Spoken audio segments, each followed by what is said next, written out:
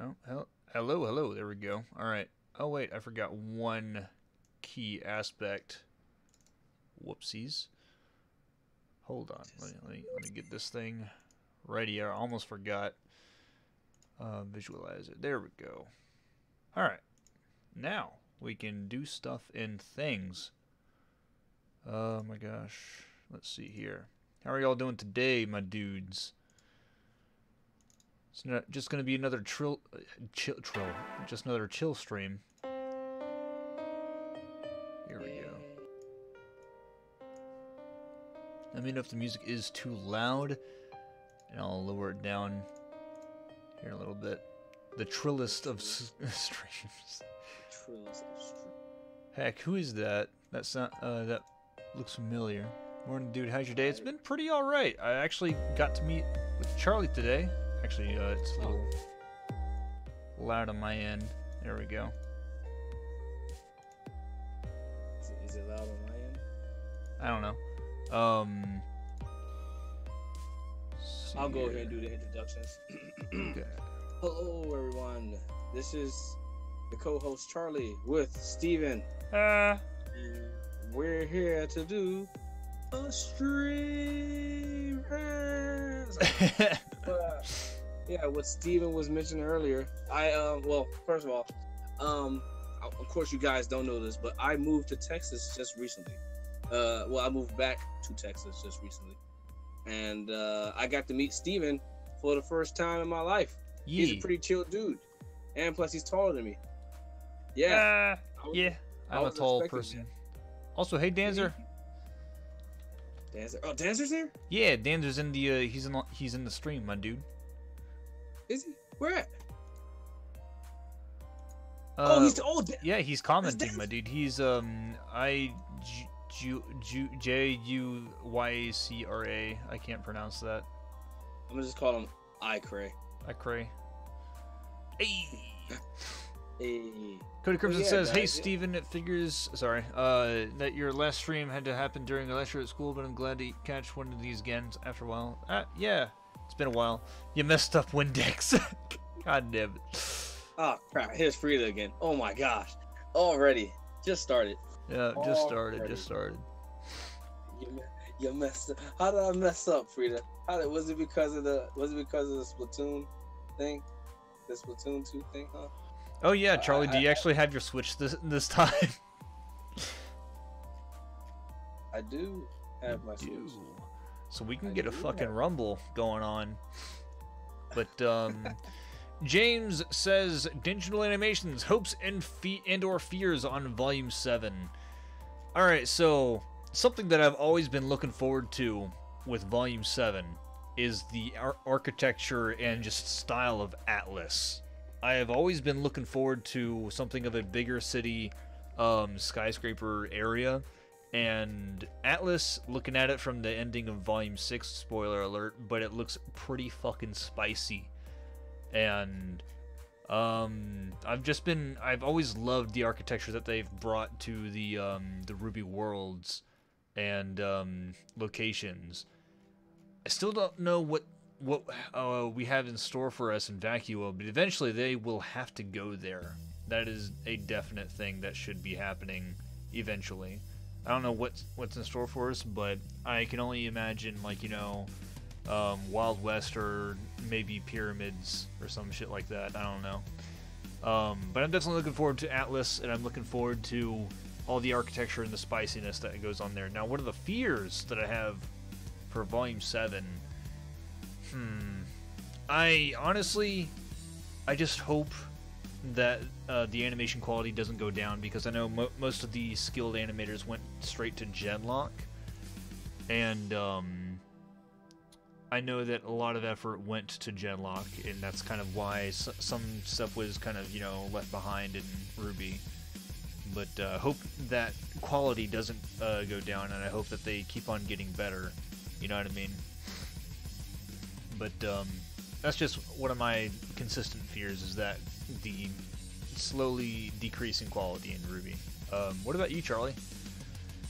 Well, my hopes as far as Volume 7 is you know, well, of course they're in Atlas. I'm hoping that as far as like Ruby gets more character, like Ruby herself gets more character development, and I'm hoping the way that they do it is that, you know, they present Penny, like Penny, but not like the old Penny. It's basically a brand new Penny where Ruby goes to Penny and she's like, Penny, it's me, Ruby, and then Penny's like, and who are you again? And everything, and then you know it's just like, what? Yeah. It's me. Remember? Do from I Bell? know you? Yeah, exactly. Yeah. And dude, like if that were to happen, I would be so glad. That'd be I don't messed want up. to pull. I do not want them to pull that freaking, you know, it's the same Penny from Bell kind of crap, because that Penny's gone.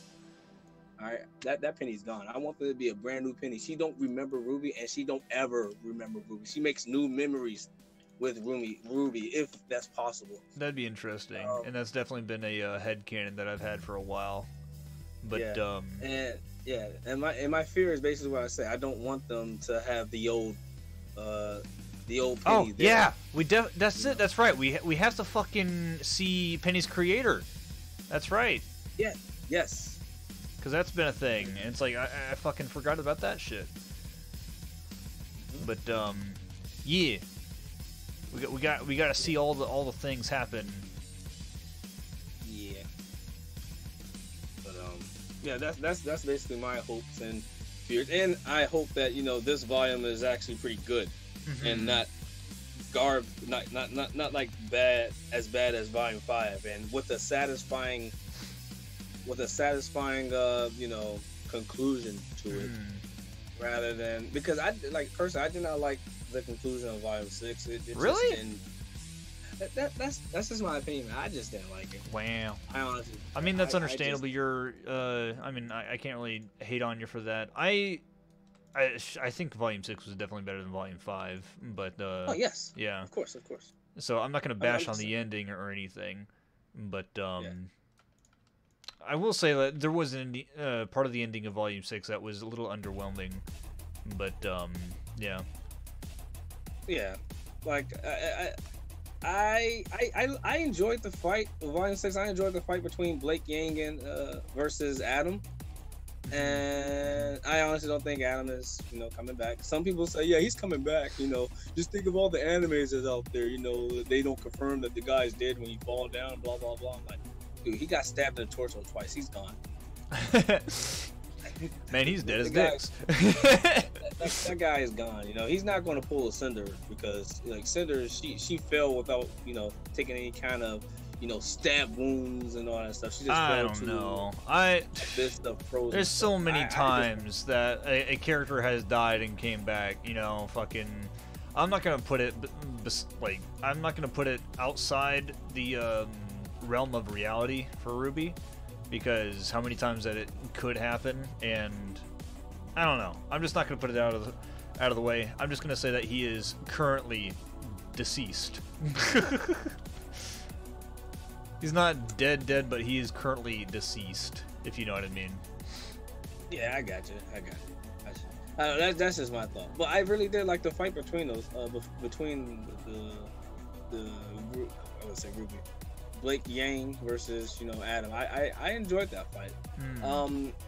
What I didn't like about Volume 6 was I forgot her name, but the short lady, the one that was controlling the Atlas robot. Oh yeah. I did not like her, and I did not like her character in general. The boot lady. Because they made her into this pompous freaking control freak, like a wannabe, and it's like, you're supposed to be an Atlas official, and you acting like a little child. Yeah. Come on. I mean, I think that's. Yeah. I know what you mean, and although it's like, yes, I agree with you on that fact, though I think that that's what they should have kept. What I don't like about it is how cartoony they made her, and her henchmen, quote unquote. You know, I love those two. Dude. I love those two, dude. They're so dumb. Atlas will prevail. I'm glad they added those two. It was just her. Like, it was just her. Like, some of her actions are justified in a way, but overall her character it just didn't suit me because, like I said, she's supposed to be an Atlas official, and she up to just boasting, and then she pretty much saying, you know, Atlas is better than everybody. Yeah, I mean that's kind of how Atlas is in its, you know, personification. That's what she's supposed to be based on, because she's the old person that you know, it's like everything is right my way, you know, and she's gonna fucking talk to the manager if it's not. yeah. Like they did a good job as far as making her. I just personally don't like her. That's just me, and I that's pretty much. I think that's pretty much it as far as Volume 6. I really did like the Apathy Grim. That was pretty cool. Apathy Grim was neat. Yeah, that was pretty cool. I knew it was something fishy as far as that. You know, it was. Yeah, that's probably my favorite Grim out of all Grim that they've shown. Because it actually made Grim scary. You know. Yeah. Instead of just, you know, the punching bag Beowulfs and others that we already know. Yeah, and then Volume 7 is going to have the Wizard of Oz monkey Grim. Right. Yeah. Oh man, the flying monkey. And Grim. if y'all remember, the monkeys in Wizard of Oz tore apart the Scarecrow. Ooh. So Charlie, boot up your Switch, boy. Crap. So who knows if you know, something happens to Crow because of that. Ooh. Well, one minute, Frida. Give me a minute. As far as Crow, I wouldn't really mind if he dies in Volume 7. And I say that because I feel as though he's not really needed anymore. He's kind of filled his purpose a little bit. I think if he stays there, he's just going to be a hindrance to the group. Like, he I was don't know, already man. kind of a hindrance to them. I feel like we need to see some kind of growth from Crow out of his problems, because he's still dealing with the whole fact of the BS at hand.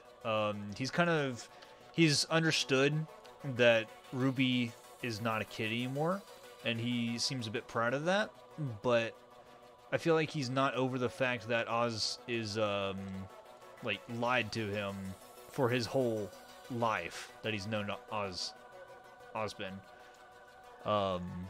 And I feel like there needs to be some growth in between them before he gets killed, you know. I hear what you're saying. But I think that I think Ruby can I think he can like kind of pass it on to Ruby in a way before he dies. I don't know, it's like pretty much like he passes on his will to Ruby before he dies, if he dies, or I don't know, and then Ruby carries on that will. Yeah, you get what I'm saying? Yeah. I don't know. Like, as far as like what is it, Ozpin lying to him and everything,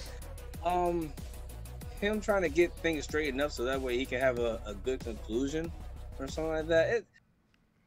I'm not saying you know that shouldn't happen or whatever, but I think that I don't know. It wouldn't really bother me if it didn't happen. Right. In a way, but as long as he passed it on to Ruby so that way she can have that good conclusion that he wanted. It's kind of like how Jiraiya passed away or whatever. You know what I mean? Like all this time he thought that my fault if you guys haven't seen it, but I'm pretty sure you have. He had Jiraiya and Naruto had 3 apprentices before Naruto, and he believed that one of his apprentices that he had named Yahiko.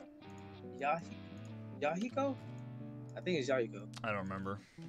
I can't remember. I'm gonna just say Yahiko. Basically, he said that he was the chosen one or something like that. And then later on down the line in life, he met Naruto, and then he basically went to train Naruto and everything and all that jazz. Naruto grew up and blah blah blah. Then he went on another journey to try to find Pain, and then realizing that Pain was one of his previous students that he taught long ago. And on the brink of his death, he realized that Yahiko wasn't the child of prophecy. It was actually Naruto. Yeah. Yeah, things like that, you know. And he actually passed on his will to Naruto and everything. And I just think something like that because, you know, Jiraiya didn't have that kind of good conclusion that he wanted, but he passed on the will to Naruto so that way Naruto can have that good conclusion, if it makes sense. You get what I'm saying? Yeah.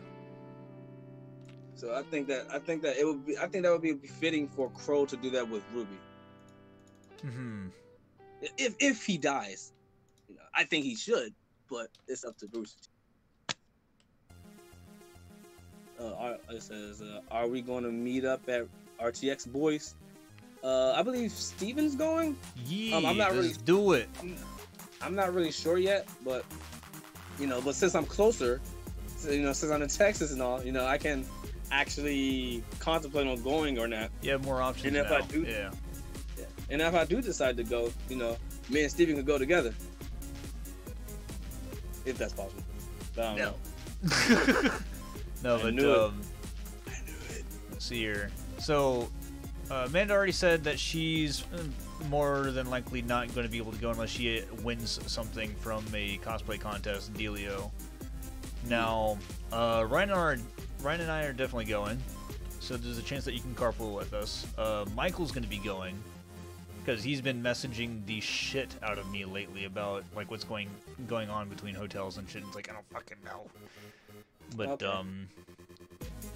well, we definitely have to figure out what's going on here and there. But for the most part, me, Ryan, Michael, and let's see here. Well, it sounds like Danzer's going, so we can probably definitely meet up. Now, here's something else that I don't quite know yet, but we're still hoping that we get a message back about the Ruby OC panel that we may or may not be hosting, and hopefully we can get some kind of message back on whether or not that's happening so that I can prepare to do stuff and things. But yeah, I don't know yet. I don't know what's happening, and we're just kind of waiting on a yay or nay from whoever we're gonna get a message back from about it. But yeah. It's a lot of I don't knows. Crimson. I wish I could go to RTX just to meet you guys. You may only have 2 episodes of Neon, but those are 2 dang good episodes. Thanks, man. I really appreciate it. I'm gonna disagree with you, Cody, just on the fact that I only think that one of the episodes is good and it's not number 2. It is number 2.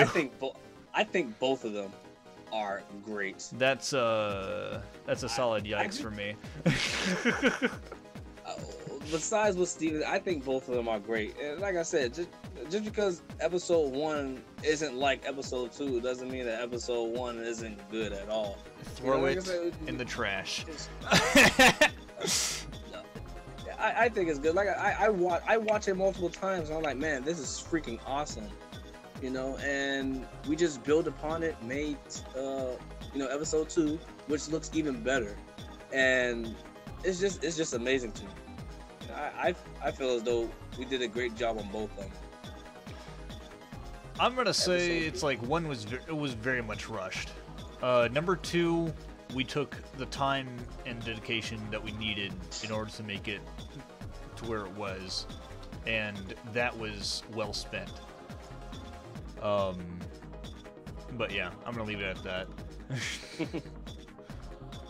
It says, what is this, Cody? I'm the kind of guy who can take things as they are, so I really like episode 1, but 2 blew me away when it came out.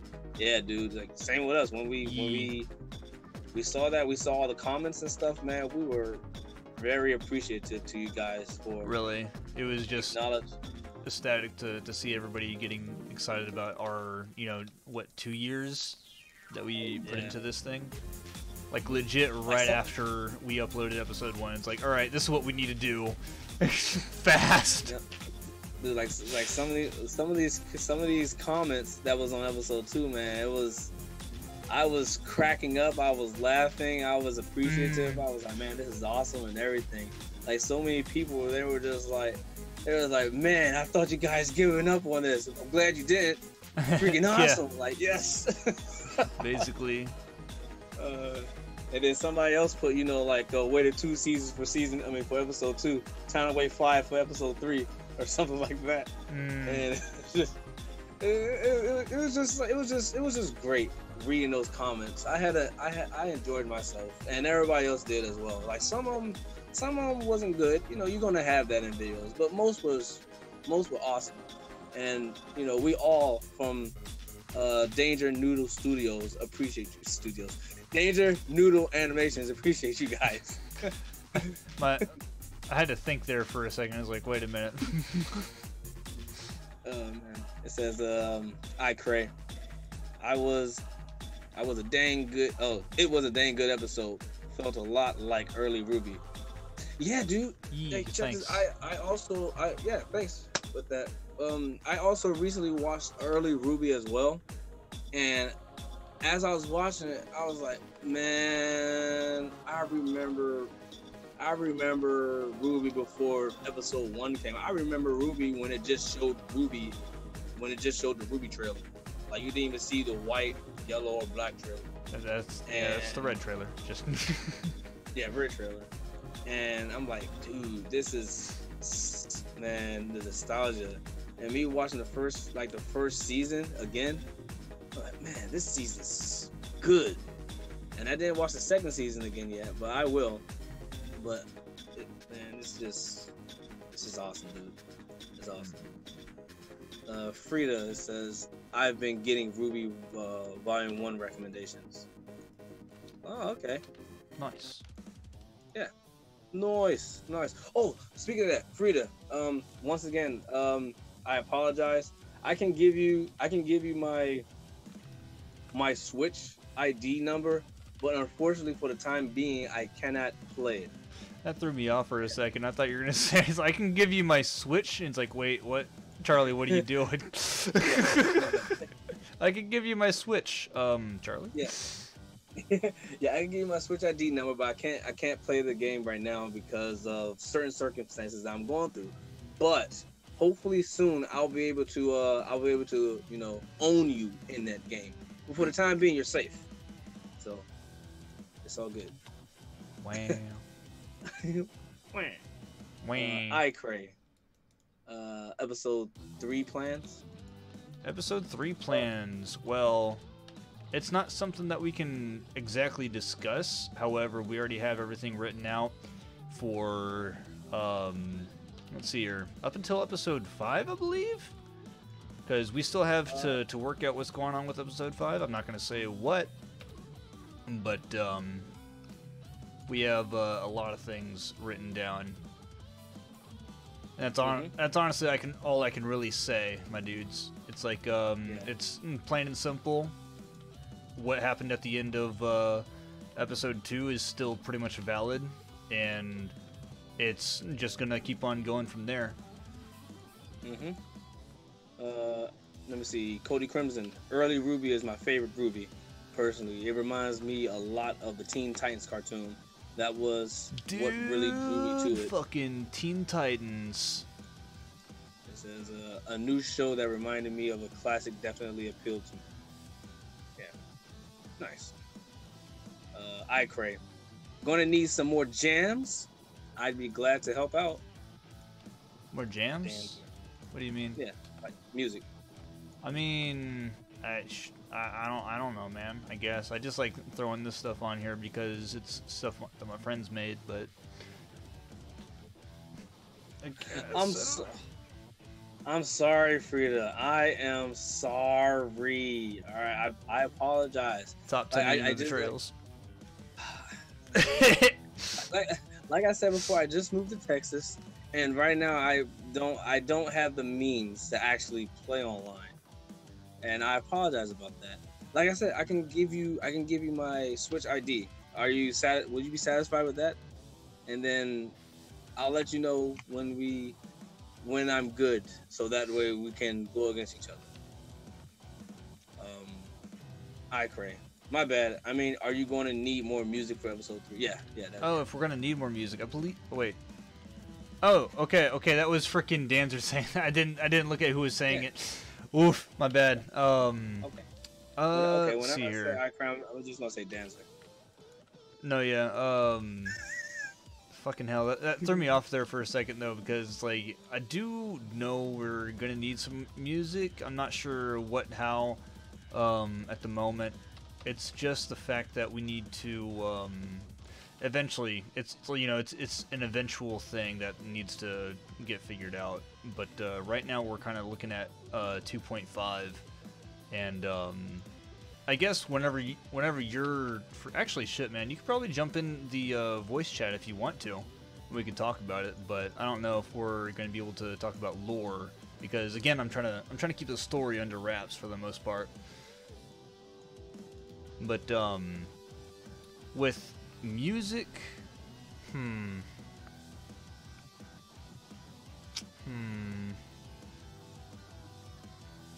it's kind of hard to think with what's going on. Like with episode 3, I need to revisit the script. Not gonna lie, I haven't read it in a while. I can't remember certain fights that happen with episode 3. Oh wait, do we even have fights for episode 3? Because a lot of things are building up. It's more of a build up than an impact, if you know what I mean. And I'm trying to choose my words carefully here. But Charlie knows what I mean. Yeah, I do. All right. Yeah, I do. I know what you mean. Yee. Okay. I like how that is turning out. We have. I want. You know, never mind. I'm not going to. I'm not going to say anything. What's the question? No, it wasn't a question. It was more like a statement. Okay. Yeah, that's why I'm not gonna say it. Let's see here. Because it was kind of going to spoil. Hello, Vermilion Dervish. How are you? What's up? Welcome to this. I was about to say spam. Welcome to the stream. You know, yeah. Enjoy yourself if you can. You're gonna be surprised by my hours, but sure. Yeah, I know, right? You're gonna be surprised. The way that it could be humorous to the extreme in a visual sense and not have it weird is something that I would really like to see and come back to the modern stuff. Yee. It would remind me a lot of Teen Titans visual humor and the action and drama that was handled so well in both. There is a lot of topics in Teen Titans. It kind of reminded me of Avatar: Last Airbender and some of the ways that they would bring up and handle certain subjects. But it's very interesting in the fact that how it was handled. I loved Avatar: Last Airbender and Teen Titans for those reasons.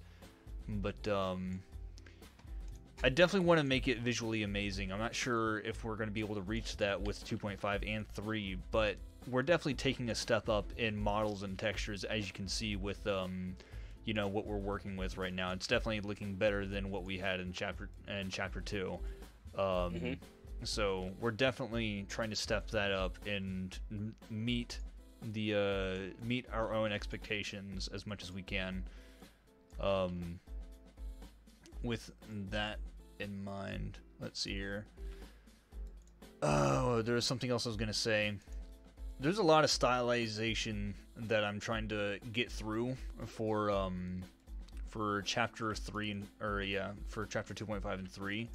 Like if you actually see in the stream, the bottom left, like right above my voice visualizer thing, like that lightning there is something that I've been working on for Nyx's lightning, and that's something I'm really looking forward to experiment with more effects. And the job that I'm working with right now is definitely helping in that area, where I can look into the different effects that we need for it, and the character that's actually fighting. It's like, all the spicy effects. It's just gonna be nice. Cannot wait for that stuff to go down. Same here, man. I'm excited for it. I really am. Oh wait, time out. Okay, there we go. No, nothing. Okay, so Crimson. When there's trouble, you know who to call. Teen Titans, from their tower, they can see it all. Teen Titans. Couldn't help myself. I couldn't help myself either, man. I had to say that. Vermilion Dervish. How long have you been animating? How long have I've been animating? Let's see here. I've known Maya for about like 7 years. I've been animating for like, I think 4. I guess. Has it been that long? Because I took a shoot. No, it's not. I don't even think it's been 4 years that I've actually been animating. Has it? Shit, man. I can't remember. It's been a while. It's been a hot minute. A sizzling moment. I'm actually just gonna duplicate this, move it to the side real quick because. And when there's trouble, you know what to do. Call Cyborg. He can shoot a rocket from his shoe. He's Cyborg. The best version. That does sound pretty good. Danzer, how long are you guys going to be streaming for? Would it be cool if I jumped on the call when I got home from? No, it would not. Bots or not? Yeah, man, it's cool.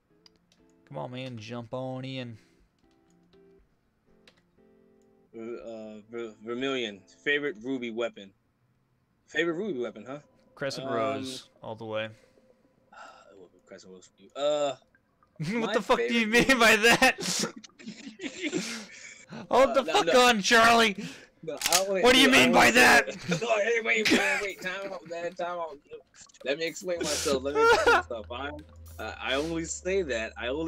Because you told us that you like the scythe weapon that much. You told us. That's why I know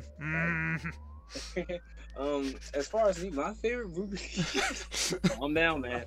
Calm down, all right. My favorite ruby weapon. That's really hard to say, actually.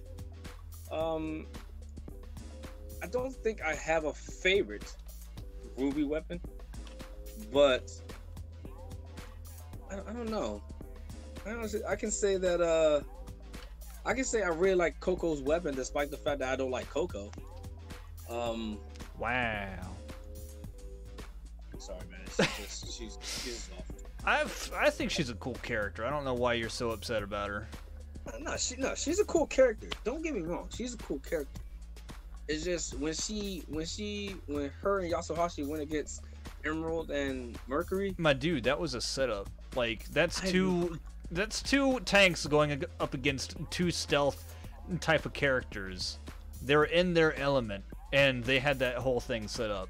They were not ready for close quarters combat. They are crowd control, and they're there to fucking bust down Nevermore's in half. That's what that squad is built on. It's like you cannot get upset because they got whipped by 2 professionally trained mercenaries. No.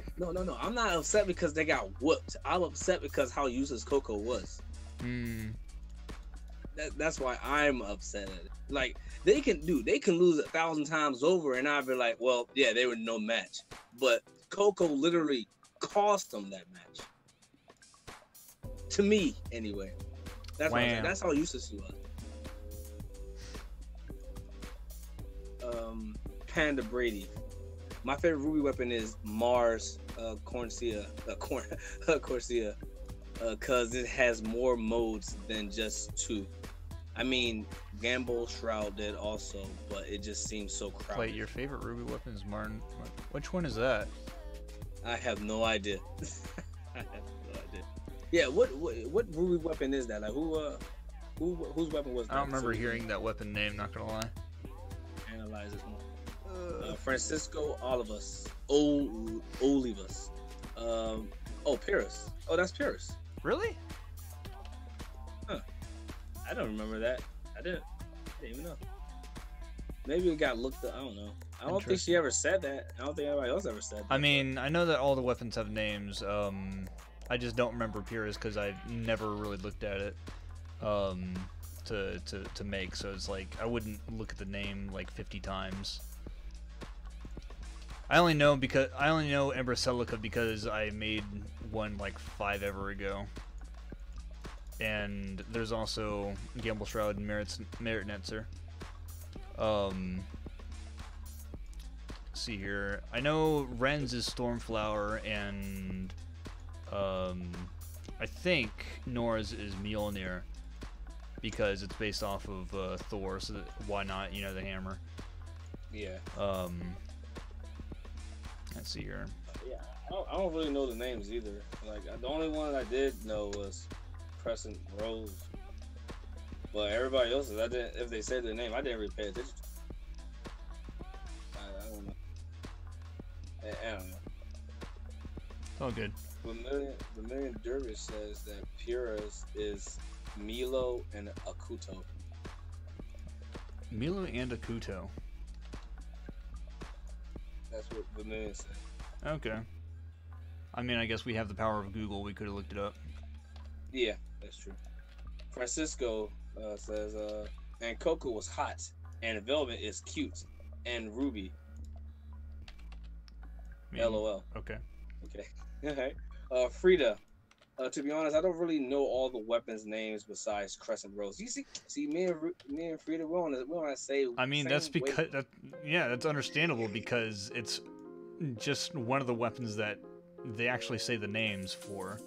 I don't think they even say Ember Celica or Mirtnitz or Gamble Shroud in like any other scene. It's just Ruby says Crescent Rose. Nobody else does. It's understandable that nobody would know anybody the names because they're never said. They're never spoken about. I understand. Hello, Correlation. Welcome to the stream. What it do? How have you been? We're just talking good old Ruby stuff and everything. Just making a sniper rifle. Yes, and he's making a sniper rifle. You're welcome to join in. Yeah, I'm giving the entertainment and Steven's just making the sniper rifle. Yeah, it's I'm boring. He's not boring. He's okay. Panda, it says, yeah, Coco and Yasuhashi kind of got shafted. It also kind of invalidated the threats of the Grim back then. Yeah, kind of, sort of. Like Coco and Coco is a specialist, I guess, in just fighting Grim, not other people. So I understand why she lost. Sir, I don't have any. I'm just saying this just to blow smoke. I don't have any kind of justification why I say Coco. I don't like Coco or whatever. I'm just blowing smoke. It's just it just got on my nerves a lot. The fact that Coco didn't really do anything. Or whatever, like she didn't touch him at all. She tried to shoot him, she couldn't shoot him and everything. She got caught by Emerald's grappling gun hook thingy or whatever. Freaking. I mean, the only reason that Yasuhashi was able to do anything is because he got lucky and was able to grab onto Mercury like one time and then slam him around. Yeah. He got that grapple because he was quick and strong enough in order to do so. But Coco. She probably could have closed her gun and tried to use the briefcase and hit somebody in the nuts like she did that one Beowulf. But clearly that didn't happen, and it's just couldn't really do much about like Emerald and Mercury in that sense. Oh man, I remember like a little bit after that episode was shown or whatever. Me and Will Livingston, dude, we was like making jokes about Coco and all that stuff because how you remember when the Grim attacked the city and then Coco and them showed up and then Velvet was about to like open her box or whatever to use her stuff and then Coco was like, no, don't do that. You built it up so much. Let us handle this. And then. And like just imagine in the middle of the fight when she's like getting grappled by Emerald, all you just hear is Velvet, open the box! Open the box! Open the box! Open the box! Oh man. Man, I remember fan art of what might be inside Velvet's weapon. And it was like one of them was a tiny rabbit, of course, and it was just Velvet saying, like, taking it out of the box and putting it on the ground and says, go, unleash hell. It's like, oh man, oh no. And it just multiply. No, Charlie, no. Oh man, Panda, because Grimhorde, Coco beats them. Coco loses to Mercury. Mercury loses to Cinder. Cinder loses to or equal to Hazel. Hazel loses to Oscar. The Miles, according to Miles. Oh man, that's some good observation right there, Panda. I can't disagree with you right there. Correlation. Hi, LMAO. I've been good. How are you guys? I am fantastic. You know, I'm pretty solid. Yeah, you know, I'm good. You know, just streaming and everything. Well, Steven's streaming. You know, I'm just here. Hey, you're not streaming. Get the fuck out of here. Yeah, right. You know what? I'm out of here. Peace. No, wait, Charlie, I'm sorry. I didn't mean it. Charlie! All right, I'm back, man. Chill out. Oh, yeah. So, what's up? Don't fucking tell me not to screech. I'll screech again. I'll do it again. Wait. Okay. I won't leave. All right. My ears. My leg. My ears. Vermilion. Weiss is. What? How you say that? My Renternaster? Weiss What? is Mirtnetzer. Nora is Magnil. That's the one. Romans is Melodic Kudel. Yes, that's right. Ravens is Odachi. I mean, that's... Really? Is that the name? That's weird. That's probably the name of the sword, yeah. Because, yeah, I mean, that's the type But of that's the name sword of it the is. sword. I don't know if that's the actual name. That'd be weird if the name is the type of sword. No, I But don't yeah, think Wilson that's the name Blush of is definitely Adams, and I know that because it's like I've worked on Wilton Blush like several times. But ew, I love that weapon. It's nice. Let's see here. And I don't think they knew what her real box ripped Monty. That's what Panda says. I don't think they knew what her real box was. Ripped Monty. No, I feel like that was definitely something that it had to have been built up to that point. But no, yeah, that'd be something that it's like up until that point we would know, because I believe she starts taking pictures. No, that was in Volume 3 that she starts taking pictures.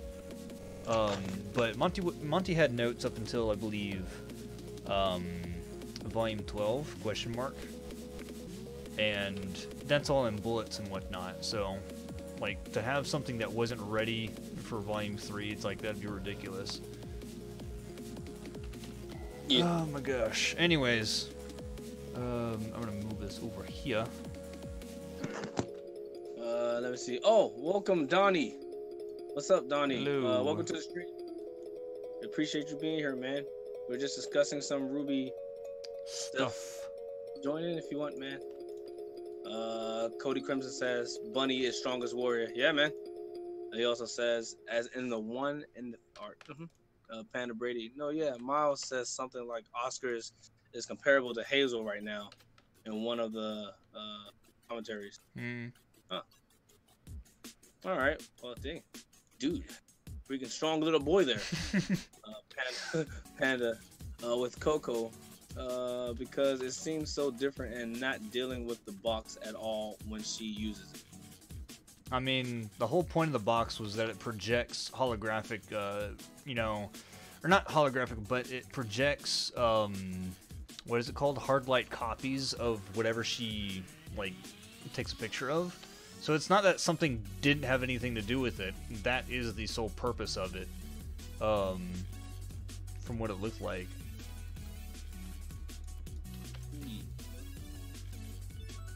Okay. Freedom. I just want to see what happens to Velvet and the team after the fall of Beacon. Same here. I want to see what happens to a lot of people. I've been saying this every other stream now, but it's like I can't wait to see what happens when, with that book that's coming out, you know? Yeah. Because that's a thing. Yeah, I can't wait for that either. I'm gonna read that. I'm gonna read the heck out of it. Vermilion. The final episode in Volume 4 was crazy and scary.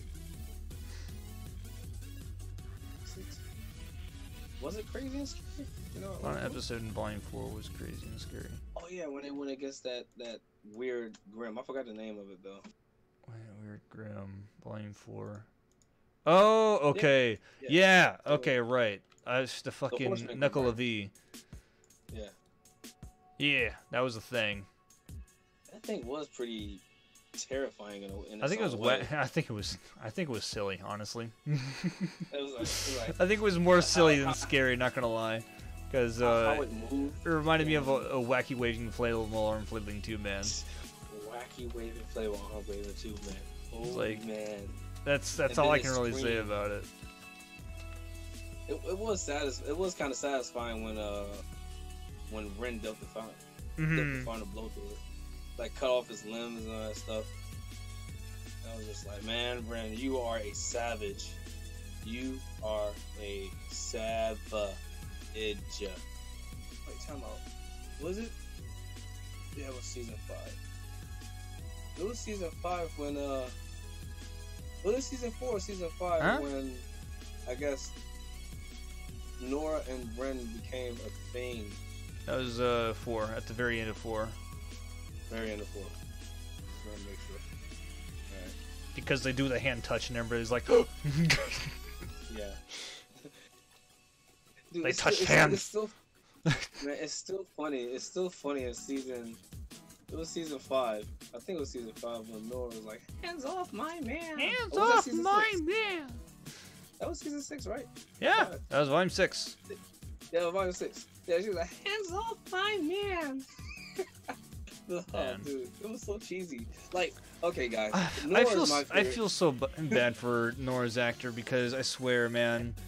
Ugh, they give her some cheesy lines. I'm not gonna lie. I feel bad for her. Like, Nora's my favorite character in RWBY, and then after that it's Kira, and then after that it's Roman Torchwood. All right. And listen, okay, you better put Roman at number 1 because he was a damn good character. The most I could do is number 2, but I'm sorry, like he's not better than Pierre. Wow. Wow. I'm sorry. Dude. Wow. Like I put a lot of thought into this. Like, he's my favorite villain. He's my dude. Like, there's okay. I'll agree with you there. Then he's good. He's a damn good villain. Like, for somebody who didn't have a semblance, who can beat, like, who can beat Blake. Not saying that she's top tier or anything like that, but dude, he was just knocking her back like she was nothing. Even when she was using her semblance, he was like, "Come on, little kitty, you gotta do better than that." It took Blake and Sun just to, like, knock him back. Yeah. And they didn't even beat him. And then at the end of season, Volume 3, he was beating Ruby. And I'm just like, come on, Ruby, like you got all this hype, and you let Roman beat you? Man, beat her, Roman. Beat her. Jeez. Show the world what you can do. Show the world, and then he gets eaten. Okay, I guess that's what you can do. You get eaten. Fine. I miss Roman. I want them to bring him back. Bring him back.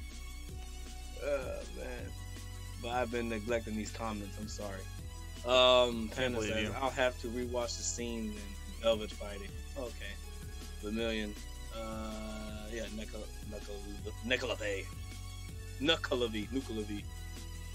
Nuka-Cola? Yeah. Panda. It was wacky, waving, inflatable. You beat me to it. Vermilion. That scream. Ugh. And I cried for Ren and Nora. I think a lot of people cried for them. Savage, Donnie. And I love the closure Ren and Nora got in the volume. Yeah, same here. Yeah, I liked it too. I kind of wish we knew what happened to Nora, though, because it's like she was just a random kid that showed up out of nowhere, Yeah. We talked about this last stream, but yeah. That was just more about Ren, though, Yeah. Maybe they're going. Yeah, who fucking cares about Nora? I know, right? Who cares about my favorite character? Huh? Yeah. I do. Yeah. I do. That's right, nobody. Donnie, sounds right, Donnie. They did a thing. Panda, I was sitting there like, finally! I think everybody was saying that. Yeah, basically. And Oh Nora shit. is, Donnie, Penny or Nora? Penny or Nora? I'm sorry. Like, I think it's saying like Penny or Nora. Who do you like more? Donnie. I think Donnie is saying that. Well, obviously because Nora's my favorite character. I like Nora more. You know, Penny's up there. She's not top tier. You know, let's see here. Character like personality wise, I like Nora more because she's just always like positive about everything. She just the fight, but in I believe it was Volume 1. The fight with the Deathstalker and the Nevermore. Just whenever Nora like launches herself up and then that laugh before she just goes sailing down and fucking slaps the shit out of the Deathstalker. That was great. Yeah, dude. Like 10 out of 10 every damn time. Huh? You know how many times I watched that part? Oh. Like when she, like before, like when she was in the air, she came down. She was like, "Oh!" And it came down slam. I'm like, dude, man, I love this girl. But I loved her since that fight. Oh my gosh. But as far as weapon ability wise, I'm definitely gonna say Penny that has more power in that shit. And yeah, because she was legit tearing shit apart and breaking ships in half, you know, and pulling them down to the ground. And then they what is it? Like I also noticed that what they did with Penny, as far as like her weapons and all that stuff, they actually, I'm not saying they used some of the choreography from Dead Fantasy, but in Dead Fantasy they did. Okay, well if you guys don't know, Monty used a lot of his old work. Between the fight with Blake's son and Roman, that was a previous fight that he had done like 5 ever ago, and he just fucking replaced the character's weapons from nunchucks to gunchucks, and did all the same movements basically. So that was definitely like already pre-done work, just reused. I mean, I'm not gonna blame him for it. It's a damn good fight, and it's a better place to see it on a in Ruby than what he had before, because what he had before kind of looked like, you know, some potato characters. But I think it was more of a silly video than like, you know, it's supposed to be a serious fight. But yeah. Panda says Roman was the most fun character. Every time he showed up, he stole the show. You are exactly right. Yep. Exactly right. Frida, I still think Nora and Ren should have got a bit more of a romantic build-up than going straight to a relationship. I mean, I don't know what you mean, man, because they've been together for how many years, and from day one, she's basically like, you know, we're not together, but we could be. We're not together. You know what I mean? It's like that from okay. That was like what, episode 3? That was episode 3. Yeah. And if not 3, it was definitely 4 that happened. So it's like, if you're gonna say they didn't have any build up at all, and you know, yeah, that's a blatant lie. No. But yeah. Let me see. I agree with Frida, to be honest.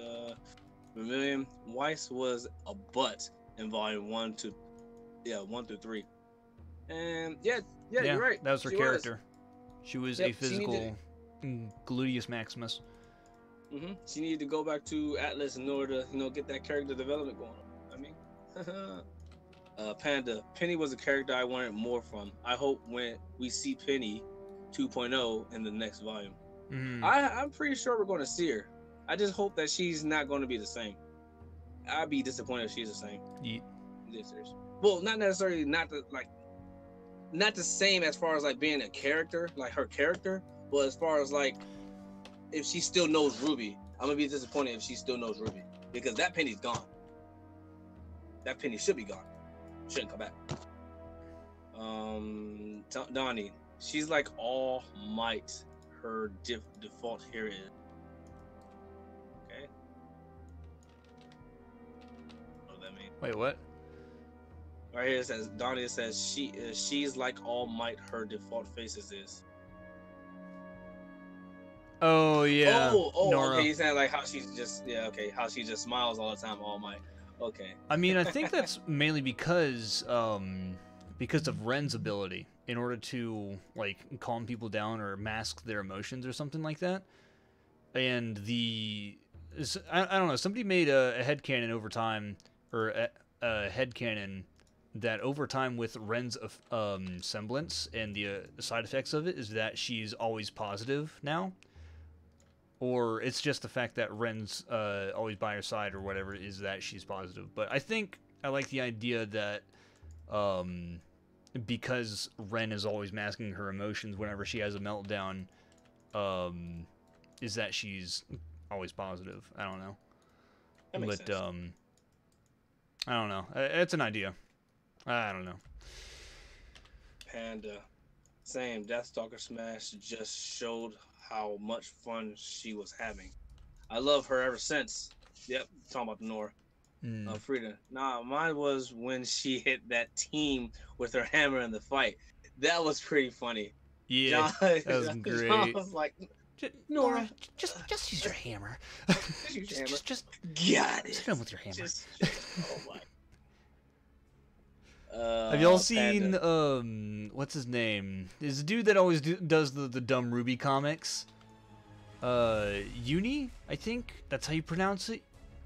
But he did a comic based on that event where it's like, Nora, just use your hammer, and it's like, got it, and it's like just red background, just like, noise effect or whatever is great. Oh man. Panda, what's your favorite semblance? Then, what semblance do you think is most overrated and or abusable? You go ahead. You go first, Steven. All right, let me see here. We have a lot of interesting semblances. I'm gonna say though, one of my favorites is I think it's Neo's semblance, because that ability to kind of teleport with cause I don't know exactly what you want to call it, but from the looks of it, it's a teleportation type of semblance, because she gets out of trouble, but she leaves behind a type of illusion that she's still there, and because of that, it seems like she's still there. But anyways, whenever she teleports and her illusion destabilizes, it turns into fragments or whatever. I think that's fucking awesome how they pulled the visual effect in the fight between Cinder and Neo. Now, the most overrated or overpowered one, I'm gonna go with Yang, easily. Definitely Yang. If not Yang, then Adam, but we already know how that comes out. Pretty much the same. Yeah. But it's one has to get hurt. It's the idea that you don't take any damage and you deal more damage right after the fact of absorbing the power. So yeah, that's just my thought. Yeah. My favorite semblance, I was thinking about this as well. I honestly want to say Ruby's, because like her semblance is basically speed, and I'm all about that speed. But I feel as though Ruby don't use it correctly. So I can't go with I don't know. I just feel like she don't use it correctly in a way. Like given like that's how they want. To use her. I feel like I don't know. You let me finish. Okay, go. Oh, I didn't. I thought you were done. But go ahead. My bad. Yeah, but my favorite semblance, I want to say probably is Blake's or Sun's, because like Sun can make clones of himself, and they can act on their own, while Blake, she can basically leave a clone behind to get hit in her place in a way, or like just leave a clone behind in her place. So it's between one of those two, but if I had to choose either or, I'm going to go with Sun's, because it seems more helpful in a way, because he can make more than just one, and then they can act on their own. The most abused one that I believe that's in there is probably I gotta disagree with Steven as far as like Yang's, and I say that because in order for her to use a symbol, she has to get dealt damage, and I gotta say like, well, I don't know. I just think her semblance is not really that good anyway because, you know, she just had to get dealt damage. Like Adams is a much better version of her semblance, even though it's like only for one attack, while hers is basically like a duration kind of thing. But she still have to get dealt damage in order to actually use her semblance. I want to say an overrated one or abusable one is probably Ruby's. Really? Because I think so. Because overrated is because it's speed, dude. It's all about speed and everything. Like trying to get from one place to another very quickly. How is that overrated though? And she fucking gets exhausted really quickly. I know. That's just me. That's just me, my opinion. Overrated is like, I think they're trying to say overpowered or something like that. Oh, overpowered? Oh. I think that's what they meant, at least. Oh, okay. Well, as far as like overpowered. Oh, yeah. Josh was saying, I think Jean's semblance could be abused. I completely forgot Jean's semblance being amplification, or at least his ability at the moment, because it doesn't seem like, you know, it's his semblance or whatever. Yeah. It doesn't seem like Rooster Teeth is like being consistent as far as like with his aura or his semblance either. Well, with his semblance maybe, but with his aura I don't think so. Because Pure said that he has a lot of aura, but even when he don't use a lot of it in a way, it's like he exhausted. Like this was shown in kind of like this was shown. I think it's like, it's just, you know, he never activates his aura. Bringing it back. But if it overrated / overpowered or abusable, then yeah, I gotta say Adams, because that's pretty overpowered kind of thing. You know, you just absorbing any kind of damage in a way into your sword, and then you just unleash it all in one fell freaking swoop. And that's you know, overkill, but that's just me though. But that's, that's kind of, I think that's pretty much why he was that villain and did that. But yeah. Or that's why he was made like that, to be overpowered. I am really slacking on these comments. All right, I'm gonna try to speed this up. Wow. Donnie, like I'm Ruby Chibi. They emphasize Nora being like, he is mine. No one loves him like I love him. You are correct. Correct about that. Yep, she's obsessed with the guy. I don't know what you're on about. They fucking straight up do yandere mode with Nora on that shit. Yeah. She drowned him in a cauldron. Crow's fight scene was sick. Which one? The one with Tyrion or the one with Winter? Because both of them was actually pretty sick. What do you guys think's better? The fight between Crow and Tyrion, or the fight between Crow and Winter? Well, the fight between Crow and Hazel. Jeez, dude, you okay? Fucking died right there. I say that because that wasn't a fight. Oh god. I know why you said it, but still. Frida, I feel like they're going to tease us with a new Penny that's being built. I'm scared that they're going to make her creator a comedic relief. I hope that they don't. I hope that they don't do that.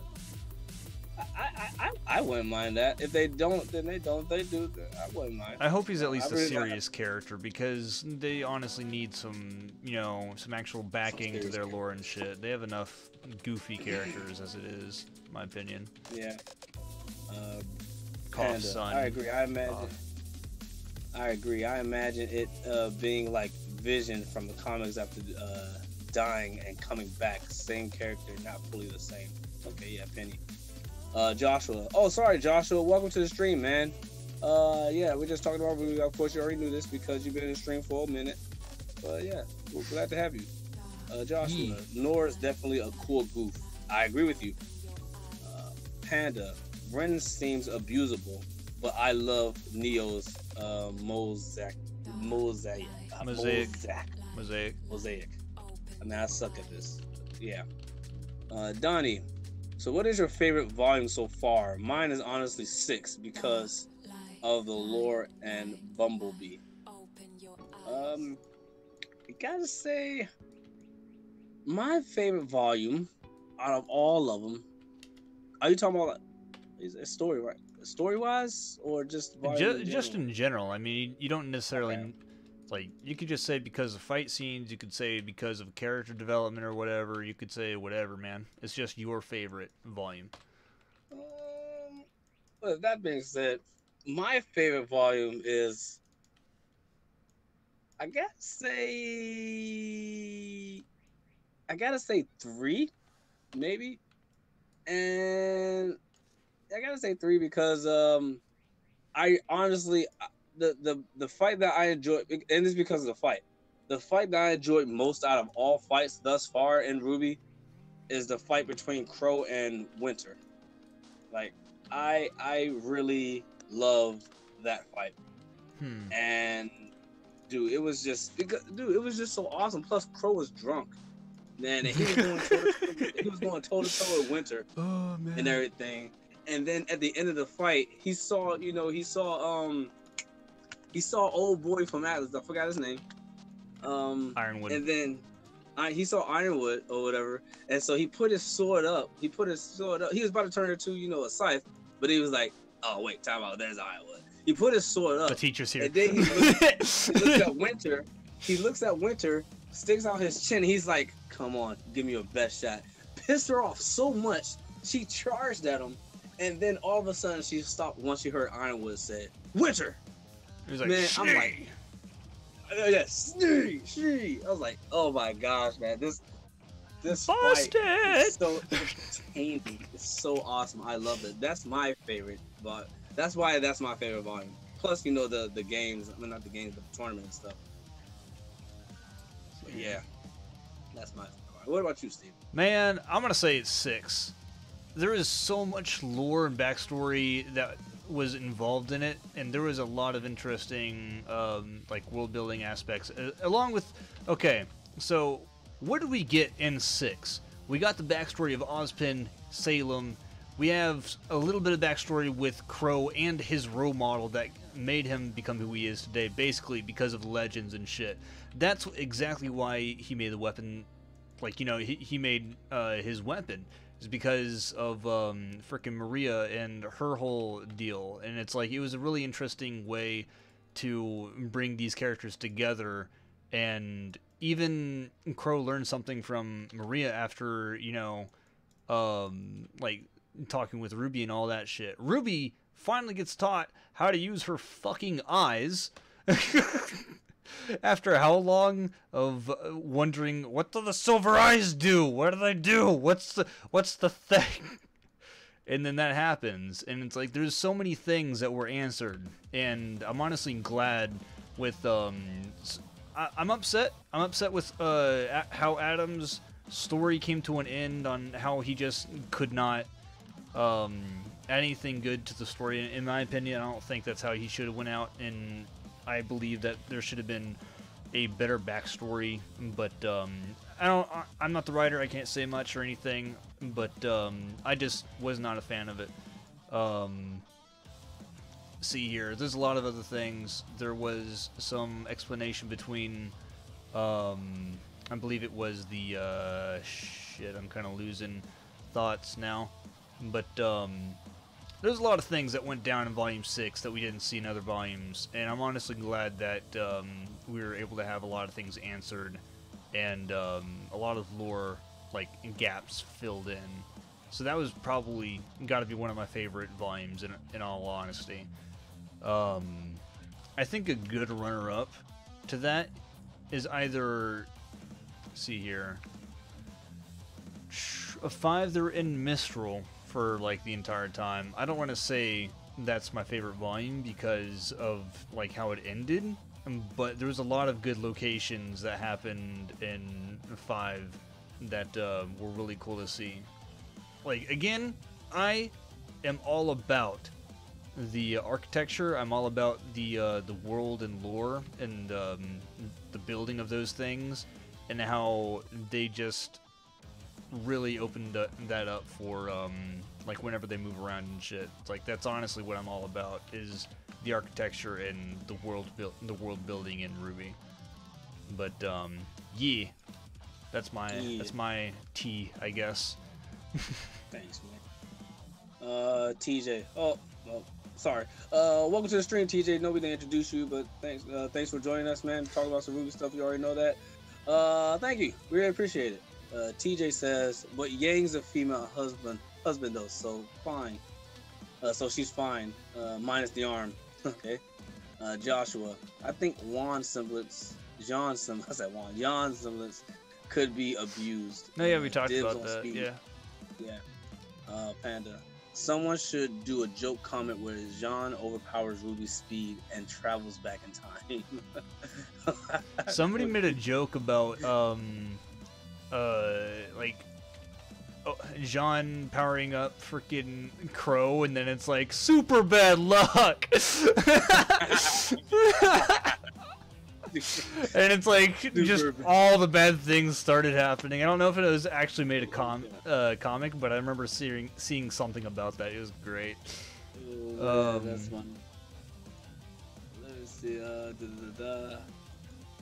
Oh yeah. Cody Crimson. Yeah, it seems kind of like a basic thing, especially since Pure could use her aura to unlock Jean's. So I think Jean can just transfer his aura to others, but not as a semblance. Cody, heck. Even Jean said it wasn't his semblance. Oh, I'm sorry. I probably sneezed into the mic. I muted myself on Discord, but it's like, I'm sorry, you guys got blasted. My bad. Yeah. I know. Basically. Donnie, Crow and Winter. Okay. Josh, Crow and Winter. All right. TJ, another penny? Oh my gosh. Donnie, Nora just hit them with the hammer. Okay, we got it. Got it. Thanks. Well, time to sell my soul to Blender, Frida. Time to sell my soul to Blender. Donnie, hey, you wouldn't be doing the wrong thing, you know. I'm trying to do that. Donnie, the fight between Crow and Winter was a great way to introduce both characters. I agree with you. Also, that fight between Adam and Yang was honestly one of the best animated fights so far. That was a badass fight. That was pretty good. I enjoyed it. Good. I liked it. Mm-hmm. Yeah. Like I personally didn't enjoy like some of the like, again, I'm upset that he went out the way that he did because I was expecting something different. But the fight itself was fucking tremendous. Like some of the effects that went into it were nice, like really nice. Yeah, they were, because you know she was holding her own against them, and I'm like, yo, my girl Yang about to body him like she bodied Mercury. Oh man, and broke his legs afterwards. Fucking break a leg, sis. Okay. Man, the foreshadow.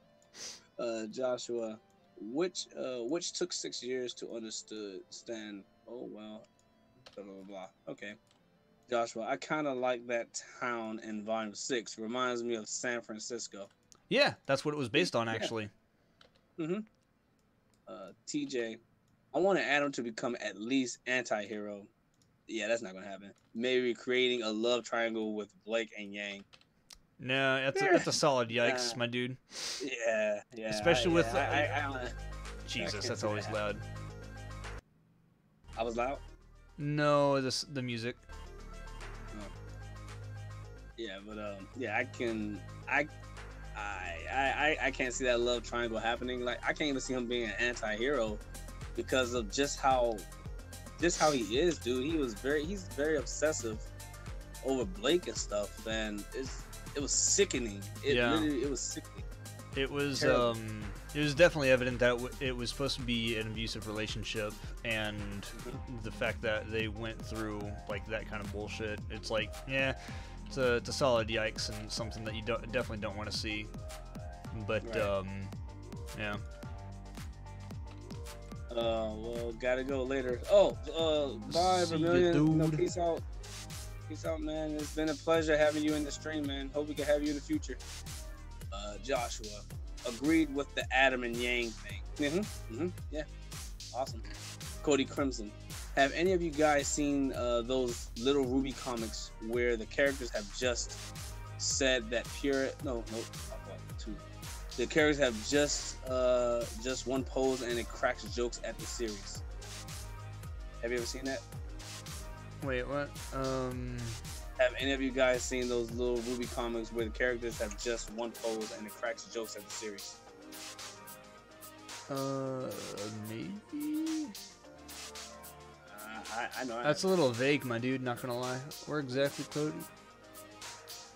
Oh yeah. Oh, one of my favorites is one where, or Ruby said that Pyrrha is still close to Nora Ren's arts because she thinks that she nailed some of her ass. Oh, that one. That's freaking dumb Ruby comics. I think that's Oniverse or Uni. I think that's his name. I don't know. EUNIE question mark. Cody says the on the Ruby Animo. Amino. Never heard of it. Dumb Ruby is the series name. Yeah, that's it. We finally caught up to comments. Nice.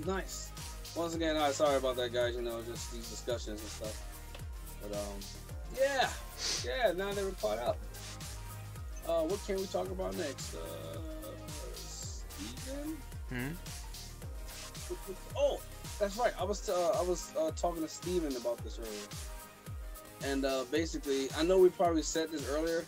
I know we probably said this before, but I'm just gonna bring it up again because I kind of changed it up. My favorite volume is 3, of course, but my favorite openings, like as far as like from best to worst that Ruby came out with, is as follows. From best to worst: 5, 4, 6, 1, 3, 2. So pretty much, I love 4 through 6 openings much better than 1 through 3s.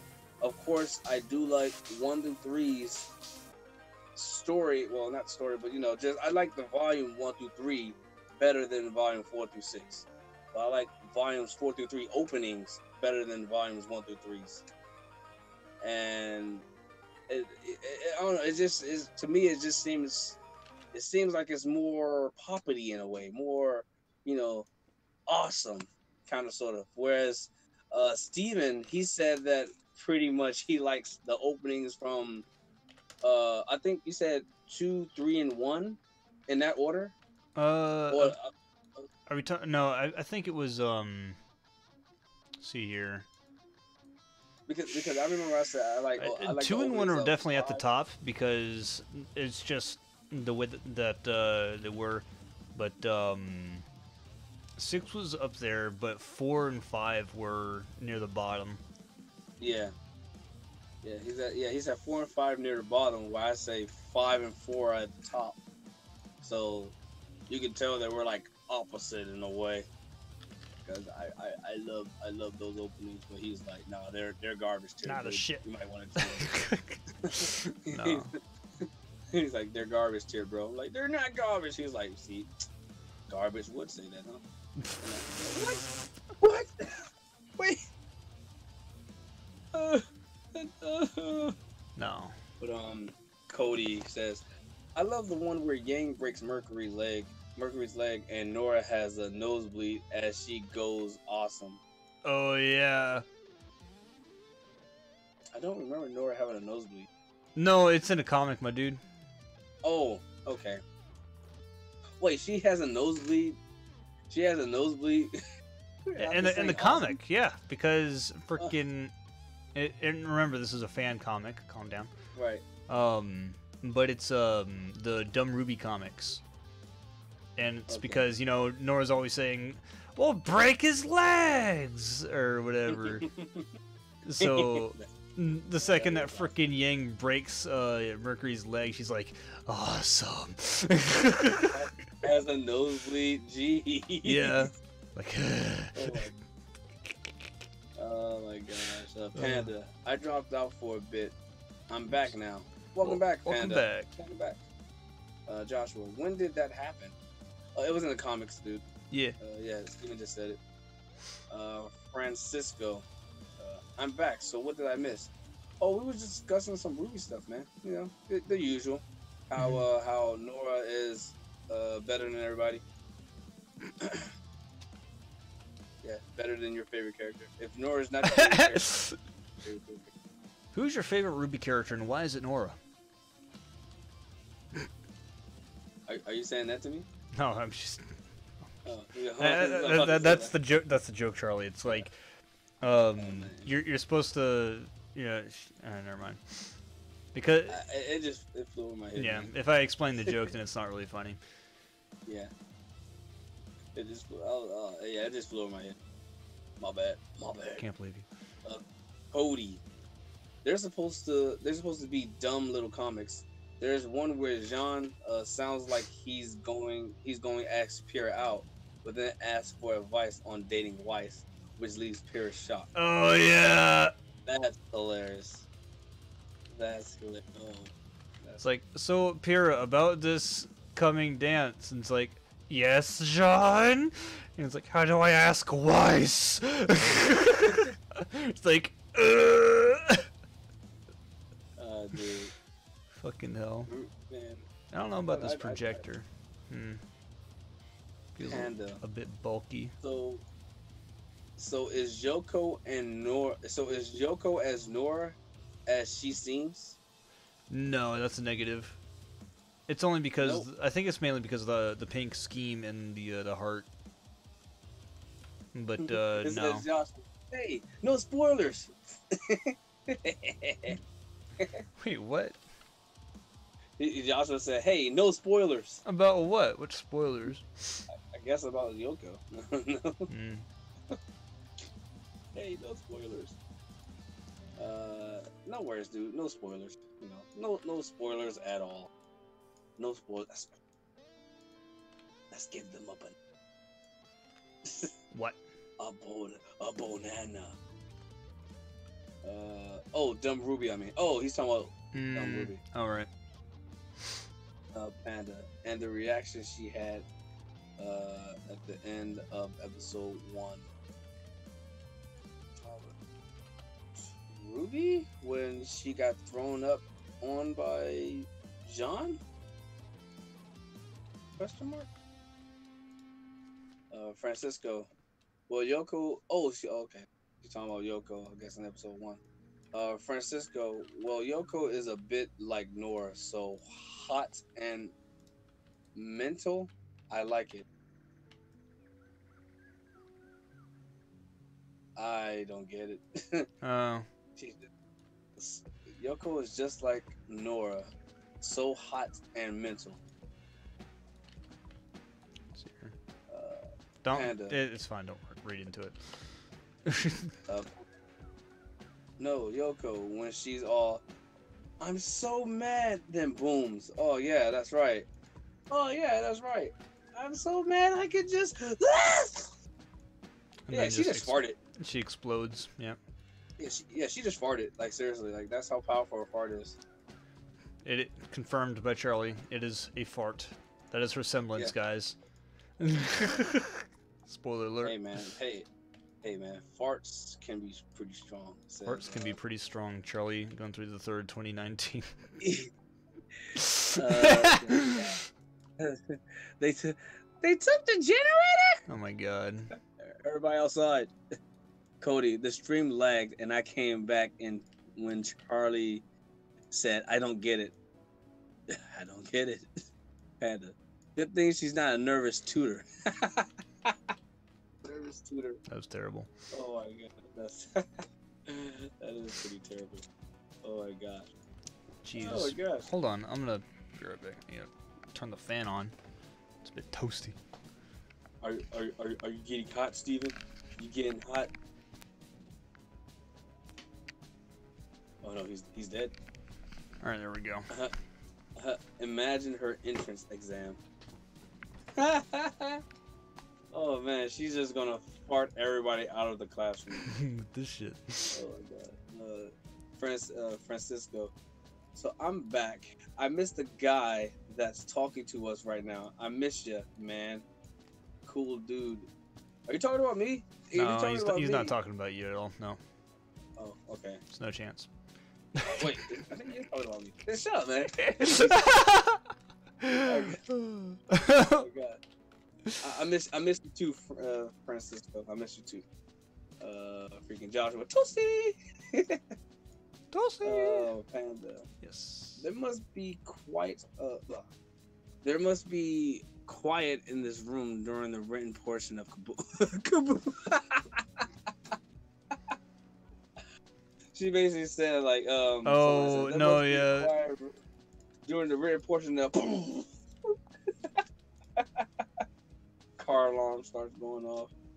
Her fart spreads throughout the school. Nope. Nope.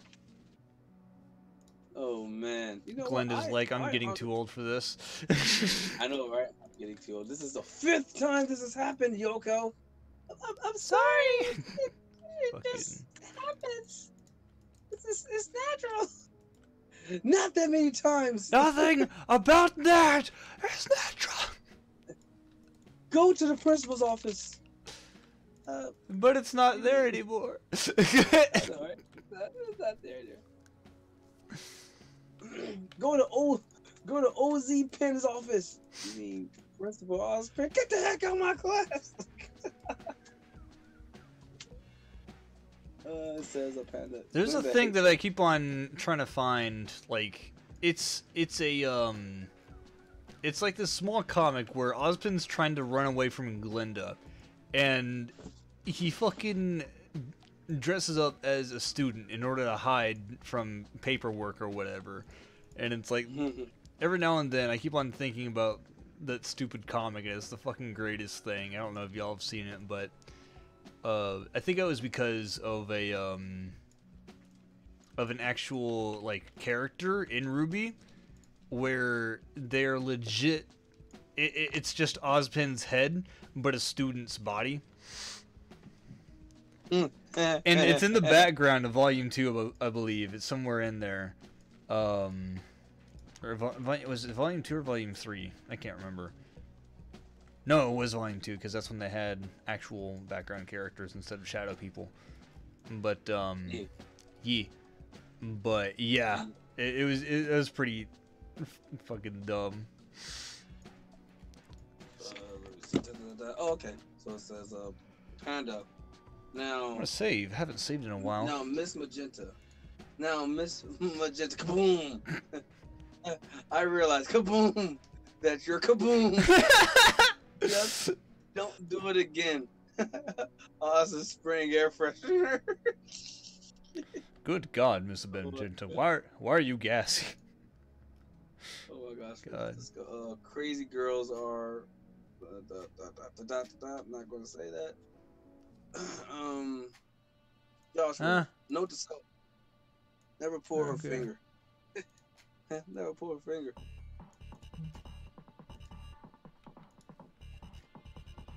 Oh yeah, my fault. Note to self. Never pull her finger. Yeah, I wouldn't pull her finger. Definitely. Nope.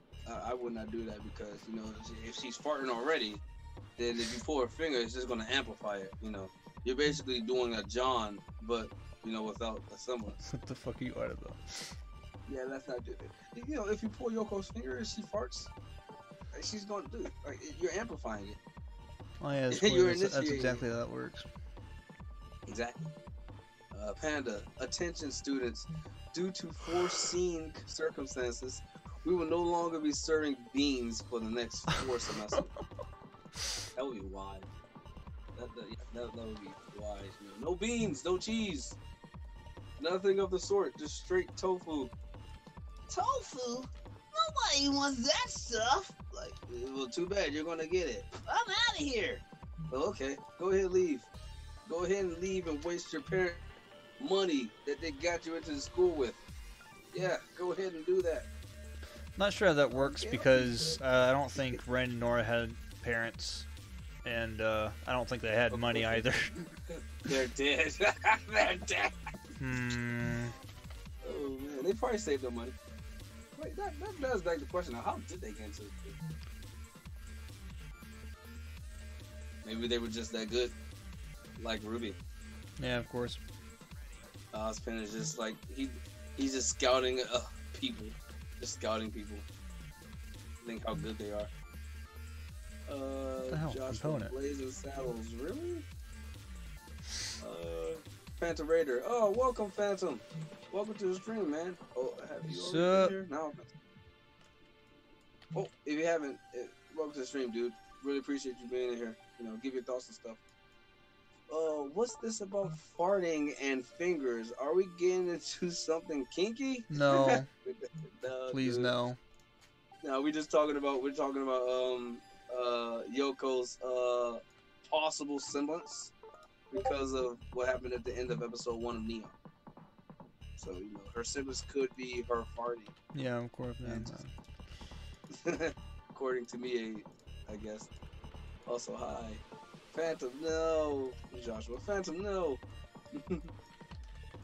Panda, they have money. They sold those Beowulf pelts and made a buttload of Leanne. Oh yeah, of course. Yep. Nora's reoccurring dream. Phantom Raider. They started it. LOL. Panda. But now that can't happen. So, Francisco. Yeah, I'm talking about you. LOL. And Nick's chill with the roasting.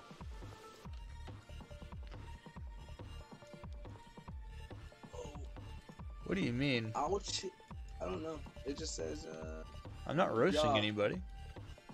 I think you was roasting me, man. Was I? I mean, I was being sarcastic, but I wasn't roasting anyone. I don't know, man. I feel kind of toasted here. You know what I mean? I feel kind of toasty, you know? I'm joking, Steve. Don't think too much of it. Phantom Raider. How about this for a semblance? Stopping time. OP, man. OP. Nobody wants. But if you can stop time, how do you unstop yourself? I know, right? Or how do you continue right? it if you stop time? You stop time, and then it just permanently stops for everybody. You can't even stop. You can't even start it again. Because if you stop time, then you yourself are stopped, and therefore you can't continue yourself. Dude, would that be worse than death? I mean, it depends, because I feel like if you actually stop time, you stop everything. Now, yeah. It doesn't necessarily seem like it would be, what's it called? It's hard to imagine stopped time, because unless you are actually knowing what everything, if you're aware of everything that's going around, but you cannot do anything about it, that seems more like paralyzation than stopping time. Now, if time is stopped, then nothing is happening. It's just, unless if you're actually participating in this stops time thing, but you can't do anything about it. That's different. It's really weird. Yeah. Trying to think about this, because how would that affect everyone else and you if you were to stop time? Does it also stop your motor systems or motor function? It's weird to think about, you know? I think you're thinking too deep into this, man. I mean, because if you stop time, you were stopping all of the air molecules. You were stopping everything that makes you breathe. You were stopping everything that makes you think. All right. You're stopping everything that contributes to anything in the known universe and or dimension, depending on how time is affected. So now, anything that is affected in this dimension or time would more or less like just freeze, and nothing would happen. You wouldn't have any thought about it, because anything that takes processing power into your brain takes time in order to process it, does it not? That is true. No matter how much of a fraction of time it takes, it still takes time in order to think about something. So you're saying if time stopped, that means you won't be able to think about anything. It's like Correct? if time stops, then everything that is known and processes of information ceases to exist because nothing is moving. What if because usually a person who stops time has the ability to move freely. So what if they have that ability? Will that still, like, will everything else still apply to them as far as, like, they won't be able to breathe or anything like that? Because everything else has stopped? I would assume so.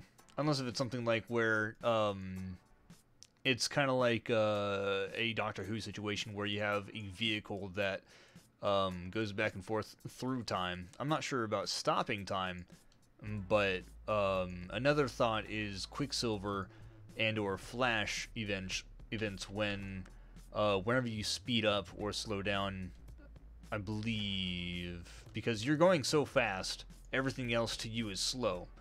So Right.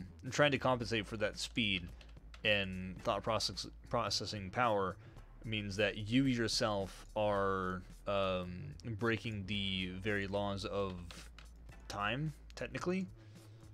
Mm-hmm. If there are such laws that are against time or whatever. However that means, take it with a grain of salt, if you will. I'm gonna take it with a lot of salt. Well, Okay, I got you. That makes sense in a way. yeah. I didn't really think that much into it, but yeah, man, you opened my eyes. You opened my eyes. I'll be right back. Alright. Steven, you gotta read these comments. I'll be back. Man, I can't read. Liar! Don't do this to me, man. You got this. I'll be back. All right. Let's see here. How the heck? All right, I know. Okay, there we go. I think that'll work. There we go. Just trying to figure out how I was gonna get this thing to work and make it look nice, at least. Now, let's see what these comments say. All right.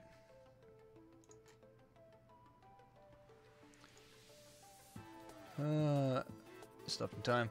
Also, was TikTok's semblance and vulnerability? It seemed like only for 60 seconds, though. Yes, I believe that's what it was from what I've read around the internet, is that Talk had invulnerability for 60 seconds, and that's why she had a clock on her, so that she figured out how much time she had before her semblance stopped for a bit, recharged. Sorry, time is my thing. Maybe I don't know anymore. LOL. Maybe I don't know anymore. LOL. What if I stopped the world and melted with you? Yeah, funny. Maybe like Tracer from Overwatch situation, kind of like ghosting in and out of time and space. It's like that's frightening. I don't understand how Winston was able to actually create a device and then able to strap it to Tracer in the fraction of time that she actually went through and whatnot. That would be terrifying.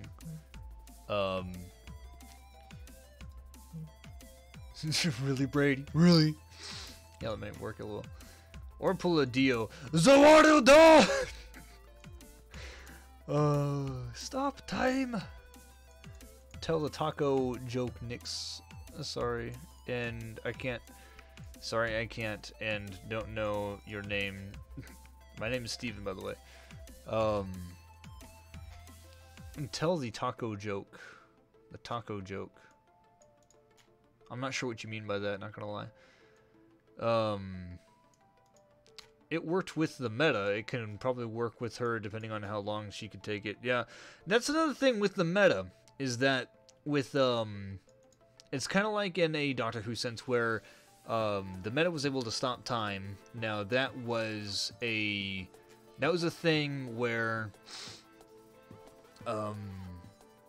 so they theoretically stop time. Now, is it the suit that is the vehicle in this sense, kind of like Doctor Who, where you're able to stop, slow, or whatever, speed up, or go forward and backward through time. I haven't seen a whole lot of Doctor Who. I just know that the TARDIS is basically a time machine. So theoretically, with the meta, essentially the suit of armor be a time machine in that sense of stopping time or slowing it down or whatever. Now, the theory behind that whole thing is that the meta is theoretically moving so fast that everything else is slow. So I believe that is more along the lines of the Flash or Quicksilver ways of moving through time, and how that affects their world, or how they affect the world itself from that standpoint. So, from that thought process, I suppose it would be around the lines of, like, you yourself, or the vehicle that you are in, your vessel or whatever, are moving so fast that you are, that time is moving slow, theoretically. If that makes sense. Hello, welcome back, Charlie. Oh, yeah. Well, I gotta. I'll be back, man. I gotta go take care of something. Oh my God! How dare you have responsibilities? Yeah, I know, man. Can't believe you. And I know I'm trash, man. And everybody who's viewing, I'm sorry to you guys. I'll be back. All right. Okay. See you later. Yeah, see you, dude. Hopefully we'll see you again. If not, until next time, I suppose. Thank you for being on the stream and co-hosting as usual, my dude. No problem, man. No problem. I'll do my best. All right. I'll be back. All right. And then he was never seen of again, unfortunately. We will remember Charlie the best that we can through his memes and suggestions and discussions in the stream. It's a poor thing to think about that he may or may not ever come back, but that's just what happens nowadays. They say, see you guys tomorrow on Xbox, and then sooner or later you realize that they were last online 5 years ago. It is a sad story for everyone that has endured this type of suffering, but it is something that somebody has to endure. I don't know why I'm being dramatic about it. Let's see here. Wah, wah, wah.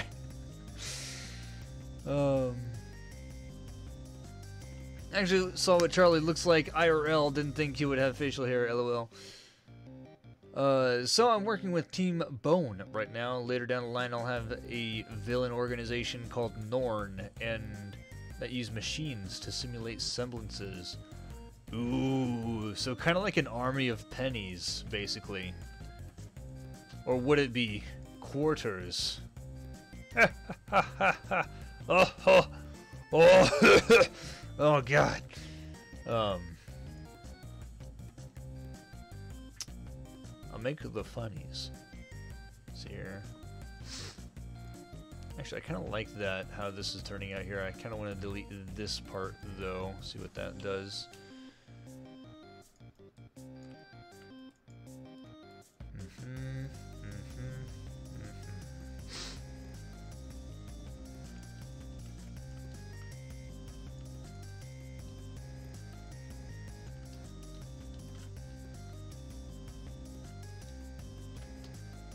Delete. Let's see here. Quarter unit 25, number 25, reporting for duty. Yeah.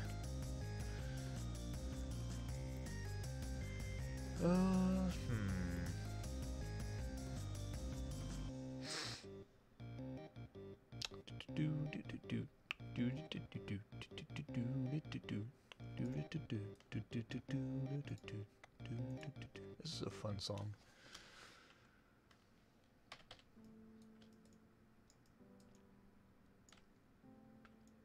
Okay.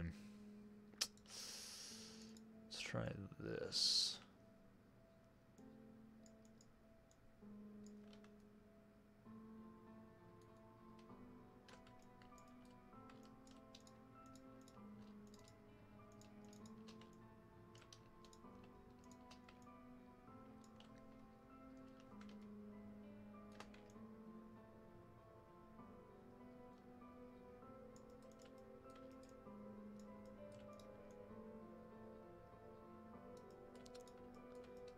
Okay.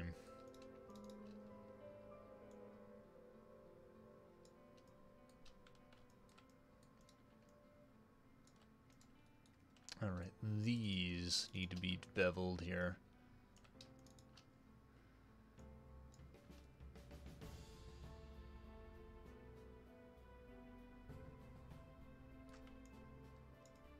Yeah.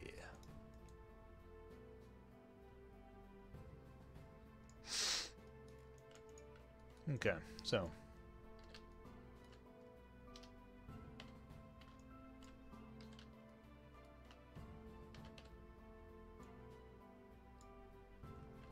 I'm gonna save real quick. Duplicate, -9 or -1. Mesh, combine, edit, mesh, merge. And let's see here. Edit, delete my type history. And let's extrude inwards.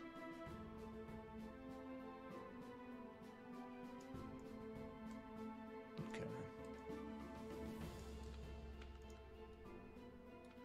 It's kind of the limit that it's at, huh? Help.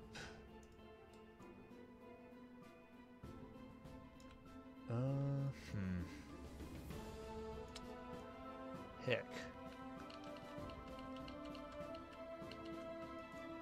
Let's see here. Actually, you know what? Yeah. I'm going to extrude inwards.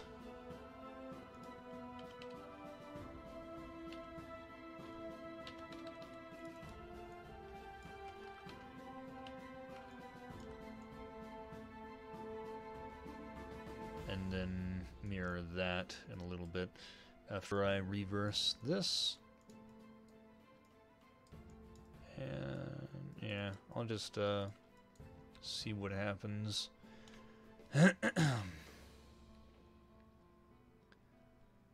Well, it's more like humans using augmented tech, like a pocket watch that causes a time dilation bubble. Interesting. Okay, that one is for a commander and a one of a kind, though. Okay, like a sword that does what Adam do, stuff like that. Okay. Though I think that's more or less his ability, that he's projecting his aura into the sword instead of the sword itself being performing that action.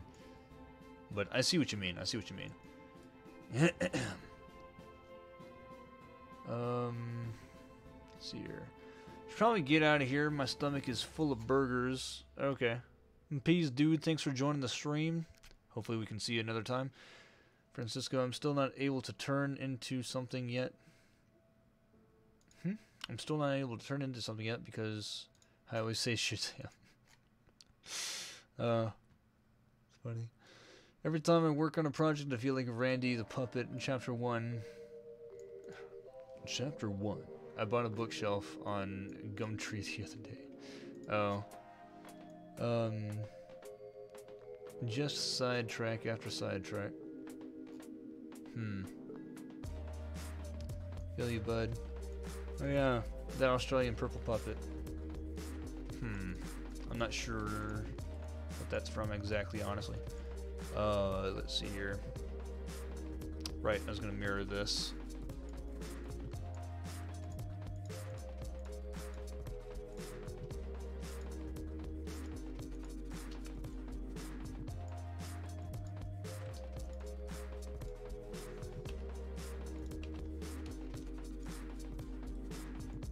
Oh, what the hell? No, yeah, that's right. Okay, cool.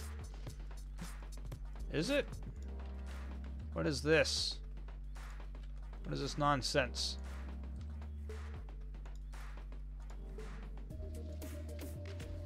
What?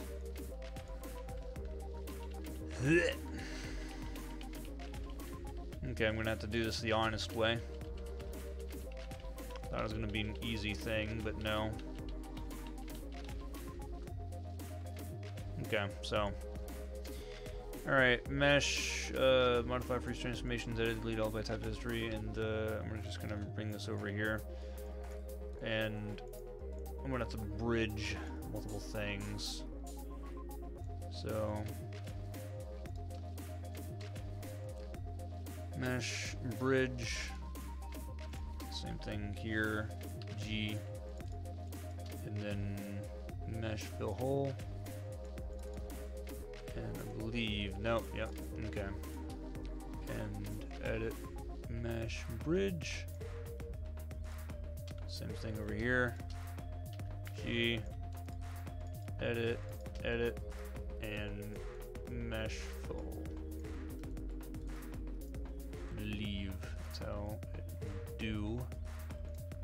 Okay, now that problem is fixed, I can get rid of this face and mirror it.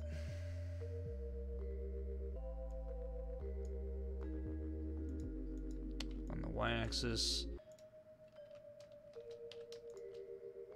mesh combine, edit mesh, merge, edit, delete all by type history.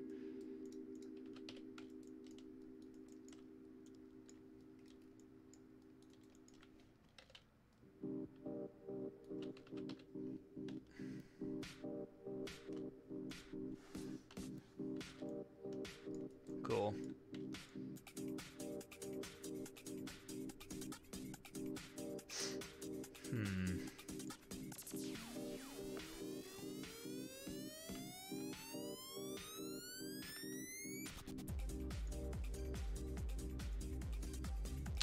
Not sure.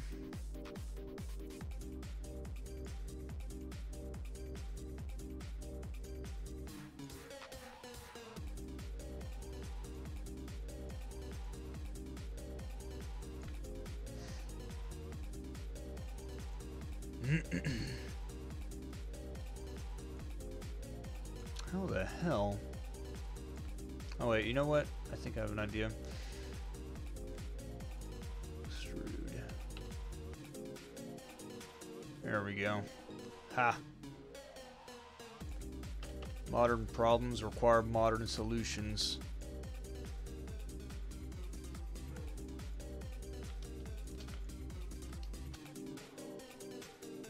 Son of a bitch.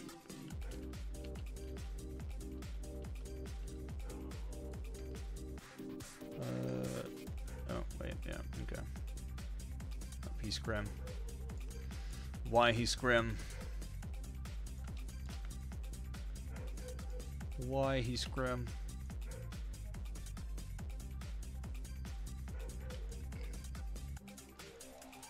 I was like halfway into this, wasn't it? Yeah. Excuse me.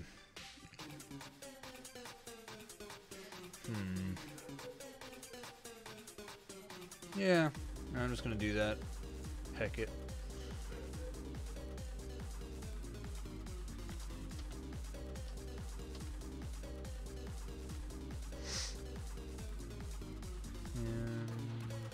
And there's the devil.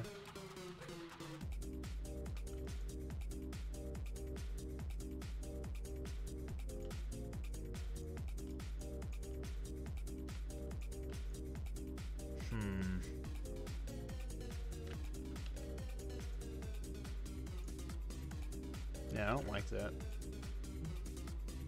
Heck.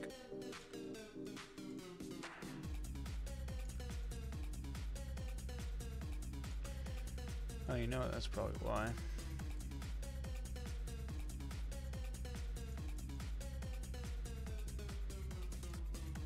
Alright. Cool. Alrighty. Maybe not. Okay. I see what I need to do now. Alright. Let's see here. Yeah, Australian Purple Puppet. Randy and Sammy J. Speaking of which, have you seen Shazam, Steven? I have not seen Shazam. Shazam. Jeez. I had like a stroke there for a second. It's pretty good. I heard it was pretty good. I heard some mixed reviews about it, you know, being a DC movie, but honestly, I think it is probably just what I thought it was going to be anyways, where it was just a comedic movie that, it's a family comedic movie that has a superhero in it. It's not necessarily a, you know, a brilliant DC movie, but I heard it was a fun movie, more or less, basically. An Australian comedy duo. I love that Swiss lovers skit they did. Okay, I guess I'll have to look at that. We were Swiss lovers in the past life. When life was simple, lol. Yes, I did. No, you didn't. I climbed in your window. Which window? The second one on the left. That's not my window. I remember where I seen that guy from now. Jeez. I can reference for that skit, but I'm sure Steven would not allow it. Okay. No, yeah, nothing inappropriate, I suppose. Quick question, Steven. How much time left on your stream? Well, we are 1 hour 56 into it. I don't see a reason to stop now, so I'm just going to keep on modeling until we get to like 3 hours and 30 minutes. So we got like another hour 30 minutes for the stream. Gotta go, sadly. Have fun. Good luck. I look forward to episode 3. See you, Panda Brady. Thanks for joining us. I'm glad to have you on the stream as always. Oh boy. Alrighty. Let's see here. So I need to extrude this, but bring it inwards. And I also want to bring it down a bit. There we go. Now, I can extrude this again and have... Oops, hello. No, really? There we go. Alright, and now it's working. Awesome.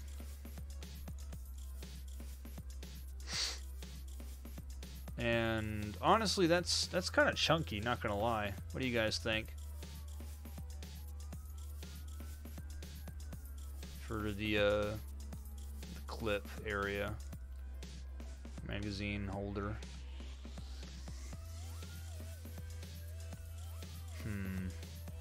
Oh yeah, there's a thing I was going to do and I completely forgot. Oh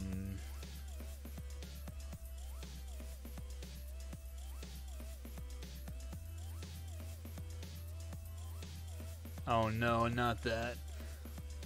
I like 'em chunky. God. I like 'em big. So we gotta go wash up and make some coffee since it's almost 7 a.m. Holy hell. Bass backwards. Are you in China? Oh wait, I think we already discussed this. I think you were in Korea last time we checked, but whatever. Those darn Moto memes.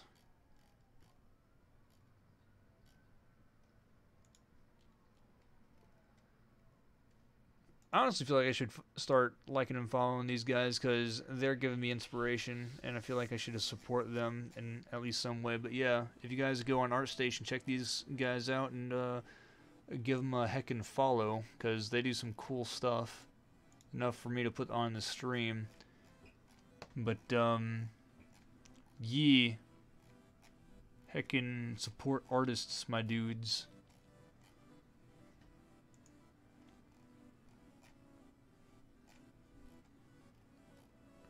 See here.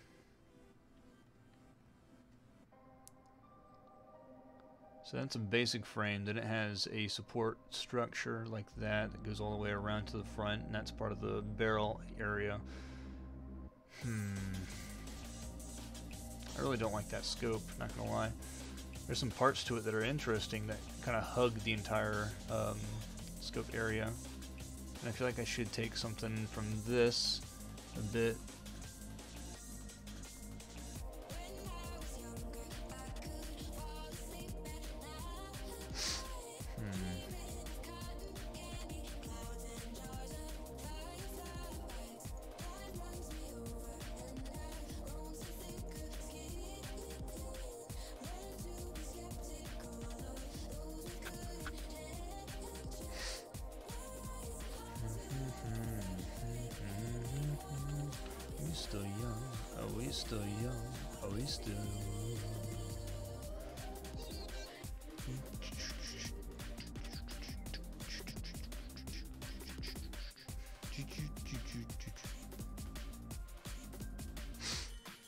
I feel like I should have some type of magazine ejector that comes out of this area. That's what I feel like I should do. and I might as well with what we have going on. That way, it's like whenever she ejects mag, and then raise rifle up, and then, you know, slap it back on.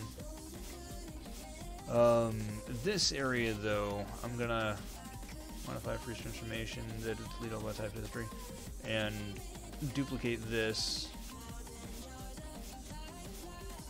because I need this piece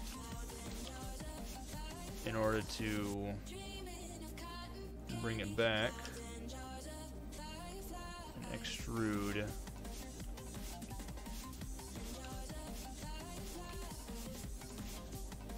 I did not think this through.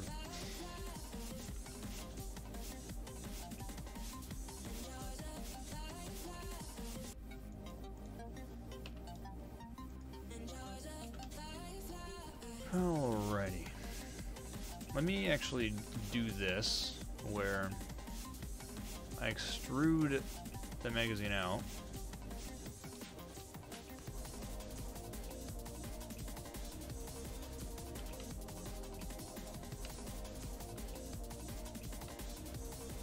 There we go. And then that way, what I can do is just kind of extend it. This and Control Shift I delete, and now we reverse extrude this inwards. Reverse extrude this inwards. We just extrude this inwards.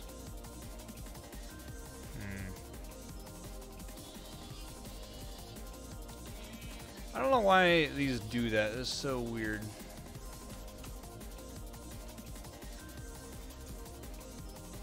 But, yeah, hate it when that happens. Okay. Everything good? Nope, we still have these to worry about. Trying to figure out.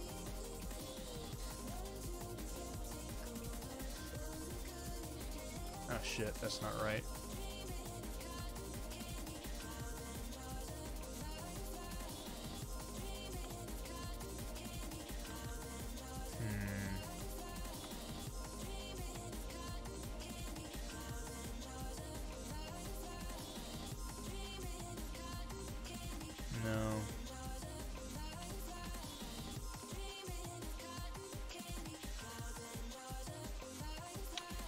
Heck, how am I going to fix this?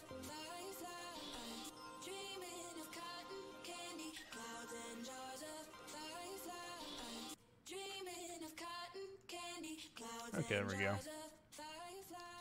I didn't want to click on that because I thought it was going to be slanted, but seems it turned out all right. Okay, so mash reverse, and then just replace it. Or slap it right back where it was.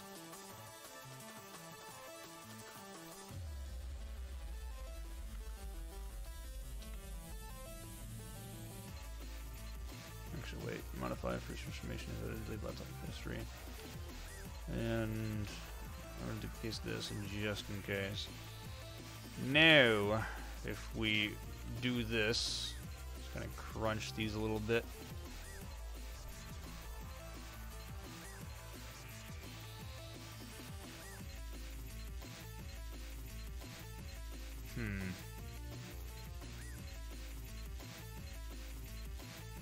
Oh, what the hell?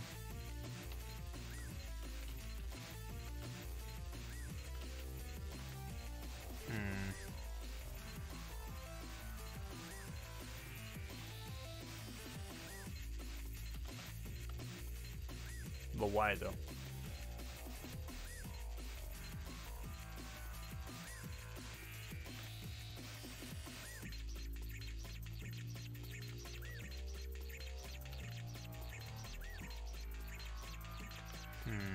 That's not right. Oh man, what a puzzle.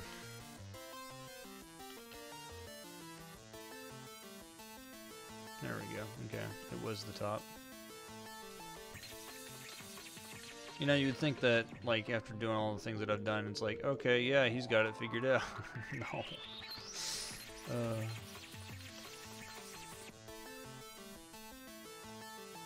Okay. Now, with these, because I've given them enough space, we can probably bevel them. Oh, wait, no. Because...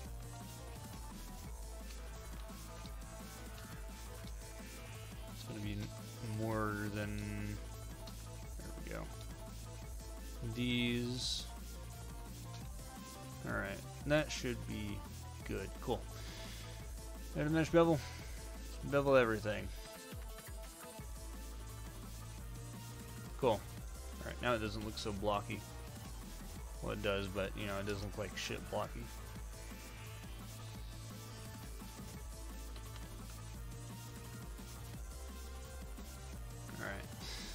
Alright. India, my guy. Okay. Alright, BRB. Okay, I'll do it when I feel like it. Hello.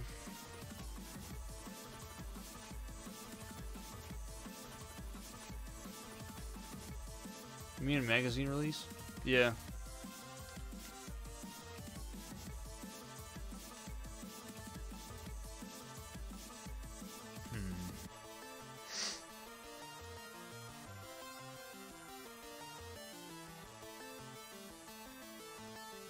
Because what I'm thinking is, having her right hand hold on to the pistol grip over here, and of course that's where the trigger is going to be, but the release isn't going to be, I don't know. So what we can do, like every other gun, is having a button next to the trigger finger that's like right around this level. Just out of the way of the actual trigger, but it still gives the option to, you know, do that. But there's the reference that we have here. I believe it was this one, where it seemed like it's right here, but that seems like it's a whatchamacallit, a left hand or a secondary hand type of release. Now, the M4 that I have has a index finger release button, and that's by the trigger finger area. But what it looks like from these rifles, that it's more likely that they I don't think this one actually has it. It looks like it's in the stock or something, like a battery or whatever. Let me see here. So, looking at this one, I don't even see a release on it, because there's the bolt action, and of course there's a magazine. Now, unless if the release is down here, that would be odd. It would make sense, kind of like I think an AK has that type of release. And now this is, of course, a definitely a secondary type of release, where the primary hand would be on the trigger, but the secondary hand would go in and unlock it to release the mag, and then insert a new one.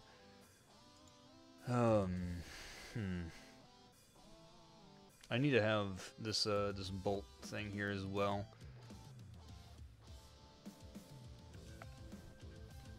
But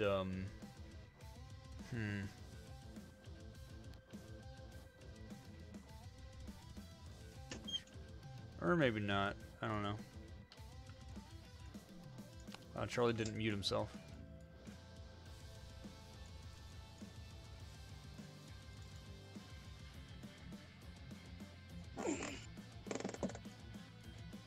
Welcome back, Charles. You didn't hear me. I'm upset. And now we can hear him. Hello, I am back. Hello, there he is. Oh man, are we still streaming? Yep, we are still streaming. Hello everybody, I am back. Your boy Charlie, and I came back energetic and ready for action. You sound energetic. Do I sound energetic? No, you don't. Do I sound tired? Yeah, you sound like you're about to pass out, my dude. Mm-mm. No. That's not true at all. No. It says, greetings, Mr. How do you know my last name? How do you... Oh, you probably got me in front of Facebook. Okay, that makes sense. Greetings, Mr. Guthrie. Greetings. Greetings, Phantom Raider. And greetings to everybody else. Were we doing a topic or something? I don't believe so. Kind of ran out of topics. We were talking about the Moto meme because somebody said I like them big, like them chunky. I like them big and I like them chunky. Do you like them fast and speedy? What? What? Exactly. Nani? Nani the heck? I know, right? Nani the heck? WTF the freak? Oh my gosh. Are you getting tired, Steven? Yep. You can't be getting tired on the stream, man. You know, if you're tired, if you get tired on the stream, people are gonna view you like, man, look at this guy. He's up there getting tired on his own stream. Who does that? Like, I do. What's the deal with that? Like, what's up with New Orleans? Last time I checked, it's not all that new. What the fuck? No, but if we need a topic to talk about, we can talk about how awesome I am, you know, because I'm pretty awesome, you know. Am I awesome, Steven? I would like to believe so. Yeah. You're right. I'm garbage tier. I knew it. Shit. Exactly. That's what I am. I'm garbage. And sign on. Nah, but let's see here. So we need something to talk about. We could talk about some anime. Some good old fashioned anime. Yeah, you know, like you know, best anime ever, One Piece, and then after that, Cory in the House. You know, it's a weird way to pronounce Shrek. No,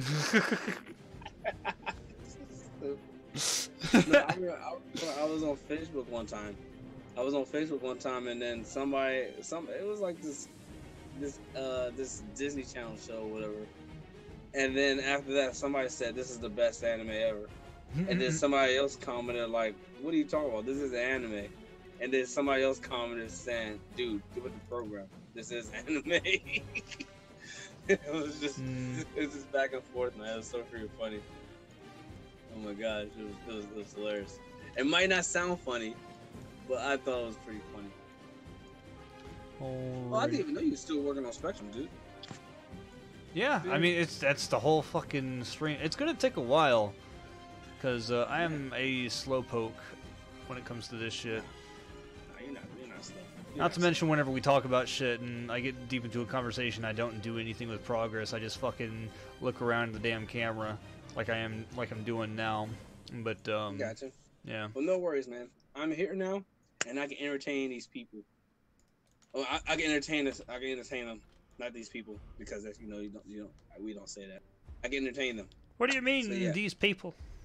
I know, right? What do you mean, these people? I don't mean anything bad.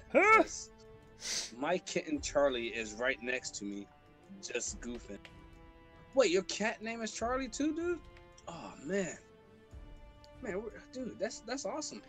You know what I think I'm gonna do with this?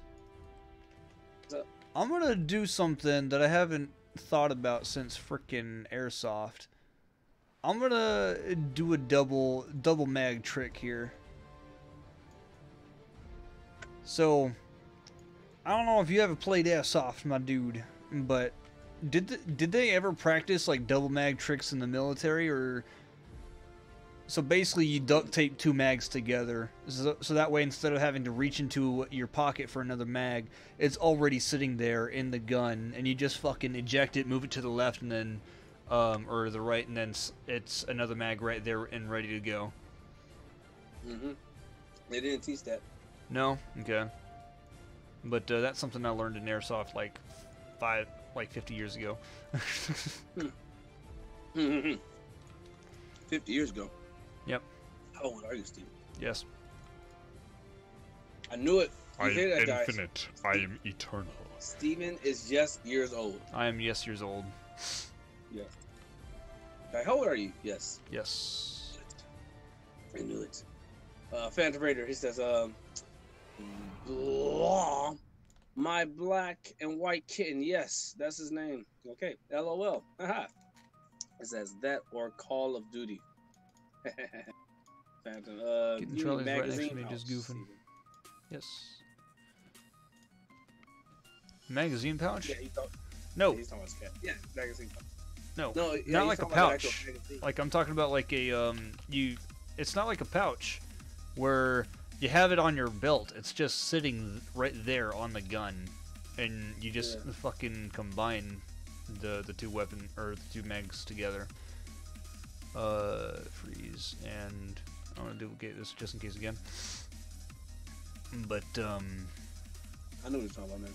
yeet. You know, when I was in the military, I was an expert shot in the rifle, and I was a sharpshooter with the pistol. And pretty much, I'm good with weapons. Mm-hmm. And I mean, you kind of went don't to. mess with me. Yeah. I mean, you kind of went to a place where you're supposed to be good with a weapon. I would like to think that you are. It'd be funny if I wasn't good. Yeah, man. I joined the military, and I suck with weapons. That's why I got out. Yeah, seems legit. Phantom. I heard you said pocket, and I wanted to correct you and say pouch. Okay. Oh, okay. That's what you meant. Yeah, Steven. Give it. Yeah, man. You gotta catch that. Man, you gotta catch yourself, man. My bad. My bad. Can't be. Shit, can't Andy, be right. Cody, you were in the military, Charlie? I salute you, my friend. I mean, I salute you for your service. Thanks, Cody, man. Yeah, I thank you for your support, dude. If it wasn't for you, then you know I wouldn't help you. Just saying. So, nah, I'm joking, but nah, but thank you and everybody else for your support while I was in the military. Phantom Raider. Every Marine is a rifleman, except when he's a pogue. He's not wrong, you know. He's not wrong. When he's a what? I get it. A pogue. Pogue? Pogue. A pogue, yeah. What's a pogue? I don't know. Basically a lazy person. Or a person that sucks. Something like that. But yeah, every Marine is a rifleman. And then their job, and then after that, you know, they go to their respective jobs. Being a Marine was actually pretty it was pretty entertaining and everything. You know, I got a lot of experience from it. And I would not ever do that again. Personnel other than grunt. That's what it means. Ah, okay. So I guess I was a pogue then. My bad. I guess I wasn't a rifleman. Oof. Sorry, Phantom. You know, my bad, dude. No, but seriously, every Absolute betrayal. top 10 betrayal. Dude, I feel so bad. Why? I feel so bad that I can't go against Frida, because Frida's like, next time we're gonna go against each other, and I was like, next time we're gonna go against each other, Frida. Next and this time. is next time. And I still can't go against her because and it just sucks. It just sucks. Now, dude, it's like every single stream, it's like I'm losing her respects. Damn, dude. You ready for some Splatoon 2, Charlie? Too fucking bad. I can't. I still don't have it. Then she's gonna be like, you know what, man? Forget it. I'm deleting you from my friends list. You know what? Screw you. Screw you and your Facebook. Like, wait, time out. I have it. It's right here. To turn it on. It's too late. Okay, I lied. 15 years too late. I know, right? 15 years too late. Where's episode 3 already? My God. I hope it don't take that long. Oh my God. I hope not. 15 years later. Alright, guys, are we ready for episode 3? No. Plot twist. Y'all are getting 2.5 before 3. Oh man. Dude. Oh, dude. Dude, how long has it been since episode 2 came out? In August of 2018. 2018? Yeah. Okay, You know, it's 2019 right now. It's in April. Alright. So, let's try to get episode 3 out by, no, not episode 3, 2.5 by August. I would love to. That'd be awesome. You think we can do that? I would like to think so. I don't believe it's gonna happen. Wow, man, you gotta have more faith. You gotta have more faith, man. Come on. The problem is that I have a shit ton of stuff on my plate, and that's like, I told you about the fight scene shit that I'm working on right now, right? Now that shit alone is supposed to be done during the summer, so it's a lot of fight animation going on, and I don't know if that's actually going to be done during the summer. So trying to work on that shit plus neon, it's a bit much. It's honestly a bit much. I gotcha. Well, I'm doing my best, dude. It's just a lot of. I mean, I'm sure everybody's doing their best, but at the same time, it's like we are pretty fucking busy with our own shit. Everybody's busy with their own shit. Yeah, you're right about that. Phantom Raider. Hey, Steve and Charlie, you guys looking for voice actors at the moment? Are we looking for voice actors, Steven? No, not right now. Unfortunately, it's like with 2.5, there's not a whole lot of character spoiler, but eventually we're gonna go down the line with 3 and 4 possible.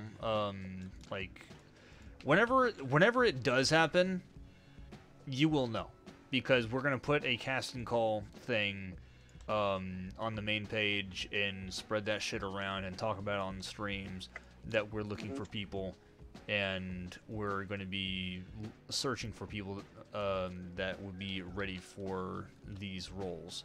Unfortunately, now is not the time, because it's just it's just not the time for it. It's way too early. But eventually we'll definitely be looking for people that can fill roles for background and side characters. But yeah. Cody comes in. One eternity later, new episode of Neon. Yeah, pretty much. Okay. Well, Phantom Raider. Okay. Well, when you guys start to audition, I got a guy who might be interested in doing voice work. Okay. Thanks, man. Cool. Thanks. We'll let you guys know. We'll let you all know whenever we be like, we want some cast members for voicing other people. Who's with me? That's when Phantom Raider raises his hand. I'm there! I'm there! And they were like, calm down, dude. I'm there! Or it'd be like Long Beach Griffey's video. With the Game of Thrones fan. Yeah. Come in. Yeah. Come in. Oh, my bad. Yeah. What's up? Oh. I'll be right back. All right. Mute Yes, your mic, sir. please. Don't forget. Bill. What you streaming, buddy? Huh? What you streaming? Well, my You friend didn't is mute his streaming mic. animation, and I'm basically assisting him with. Well, he's streaming. He's 3D modeling something. Oh. And basically helping him stream.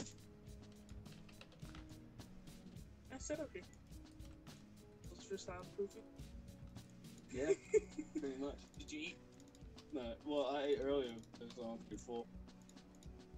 But I'll eat later though. I said if you're hungry, there's shit food in there. Yeah. Hey, man. It's fantastic. I'll do it if I have time after the stream. All right. I do. See if I can. Oh wait, I can grab that. No. Huh? There's one.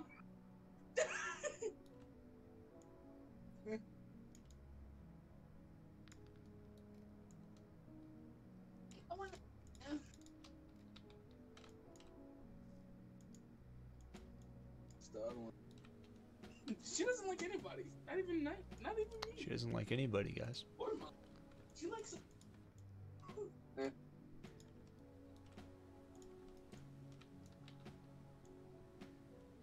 She likes you more than your mom.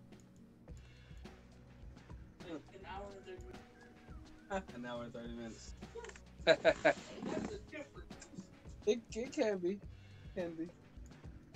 Alright.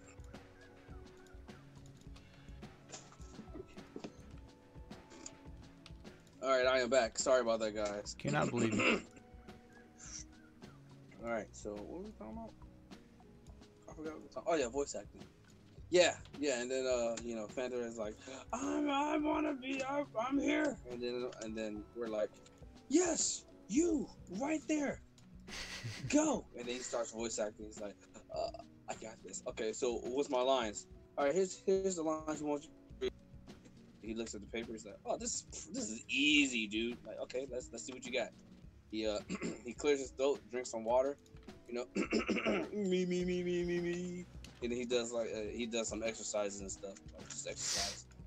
And we're like, what are you doing? He's like, I gotta prepare for me voice acting. And then, you know, while he's still exercising, we're like, dude, all you have to do is just say something, like read the line. You don't have to use your body, bro. And then, yeah, but you know, I gotta gear up for this. I gotta make sure that I'm ready. I want you guys to pick me and nobody else. You got me? And then we're like, I guess. So, you know, while he's still exercising, we're just waiting for him because we're that nice. And little do we know his exercise, well, his little stretch or whatever takes about like 30 minutes. And so, you know, we're just waiting there. This is a complex skit here. just hear me out. And by the time he's getting ready to, you know, about to say the line or whatever, you know, I'm asleep. Like me and Cindy's asleep. Yeah. Me and Cindy's asleep. Jeffrey's on his computer. Amanda's on her phone, and you're just looking like, "Are you ready yet?" And then he's like, "Okay, I'm ready." And then everybody just, okay, like we wake up. You know, Amanda get off her phone. Jeffrey starts to pay attention to stuff. I wake up like drool going on my chin and stuff. Like, what's going on? What's going on? And then you're like, he's ready. Oh, you ready? Okay, let's do this. You know, so the hype comes back up, and then he says, That's it. And then we're like, do you have anything else? Nope, just the. I was like, Steven, did he have any other lines? And then you're like, nope, just. We're all just looking at each other like, really? He did all that just to say the? He got the part. He got it. He fucking did it. Welcome aboard. Congratulations. Like, yeah, I did it. Yes. Like, yes, you did. We are the champions. I know, right? Of the world. And everybody else who was just waiting there. Everybody else, get out. Get out. Everybody get out. Get out. Leave. Don't ever think about joining. God. Don't ever let me see your face in here again. But whatever, again. Oh my Get God. out. That'd be so dumb. Welcome aboard, Phantom Raider. You got the part. God. And he's like, yeah, I did it. It's like an American Idol moment. Right. That was a weird story. Let me see. Phantom Raider, it says he put. He's actually into anime stuff, so I feel he'll be enthusiastic into doing this kind of work. Yeah, man. Anybody who's probably into anime would be excited to do this kind of work. You'd be surprised how many people don't like anime, strictly because it's anime. I know, right? Yeah, I don't like anime because it's anime. Well, no, people like just see it as a cartoon. Yeah, they see it as a children's show for some reason. Mm-hmm. When, you know, people that say that shit, it's like they clearly don't know what anime is. They've clearly never seen Full Metal Alchemist or all the other anime that start out pretty fucking brutal. And honestly, you can't really change their mind because once they have that mindset that it's just a cartoon. It's just a cartoon. You know, it's just whatever. I don't try to bother. Yeah, with it. it's fucking whatever. Who cares? Yeah. Okay. So Cody says, "Don't you guys hate it when you get writer's block when you're jazzing? Yeah, when you're jazzing to good stuff, written. I'm writing stuff for my YT vids, and parts of it are kind of stuck. Well, YouTube videos, and parts of it are kind of stuck, while the rest is flowing just fine. Yeah, as far as writer's block, yeah, it sucks. And I've had writer's block quite a few times. I don't have writer's block right now. I'm just lazy. Nah, not really. I'm just doing other stuff. But I did have writer's block. I want to say a year and a half ago, because I'm writing a story, and it's called hey, what the heck? It was Steve. What's it called again? My story. Yeah, I don't fucking know. I don't know how many stories you got. I got 2. Oh, jeez, I forgot the name of it. How do you forget your own stories? Because I haven't worked on it in like a year and a half. It's called Pointless Dawn. All right, it's I haven't. What fucking story is this? Dude, it was like a year and a half ago when. Look, it doesn't matter. Anyways, yeah, go ahead. The story is called Pointless Dawn. All right, and I've been postponing on writing in it for like a year and a half now because I had writer's block for like a year, and then I stopped having writer's block about 6 months ago. It's just that I've been doing other stuff, including working on neon stuff. So, I'm not really working on that story right now. But as soon as we get further into, neon, then I'm gonna go ahead and continue that story. But yeah, writer sucks because you're just like, man, I got all these ideas, and then once you utilize all those ideas, you're just like, okay, what to do next? Yeah, it sucks. Well, I guess I just have to think on it while doing something else. And then a year and a half later, Eureka, I got it. And it only took me a year and a half later. I mean, that shit happens like all the fucking time. Like, I don't get writer's block, but I definitely get art block when, I mean, because I don't necessarily write, so I wouldn't say that I would get writer's block. But anyways, there's a thing that I'm working on, right, for a job, basically.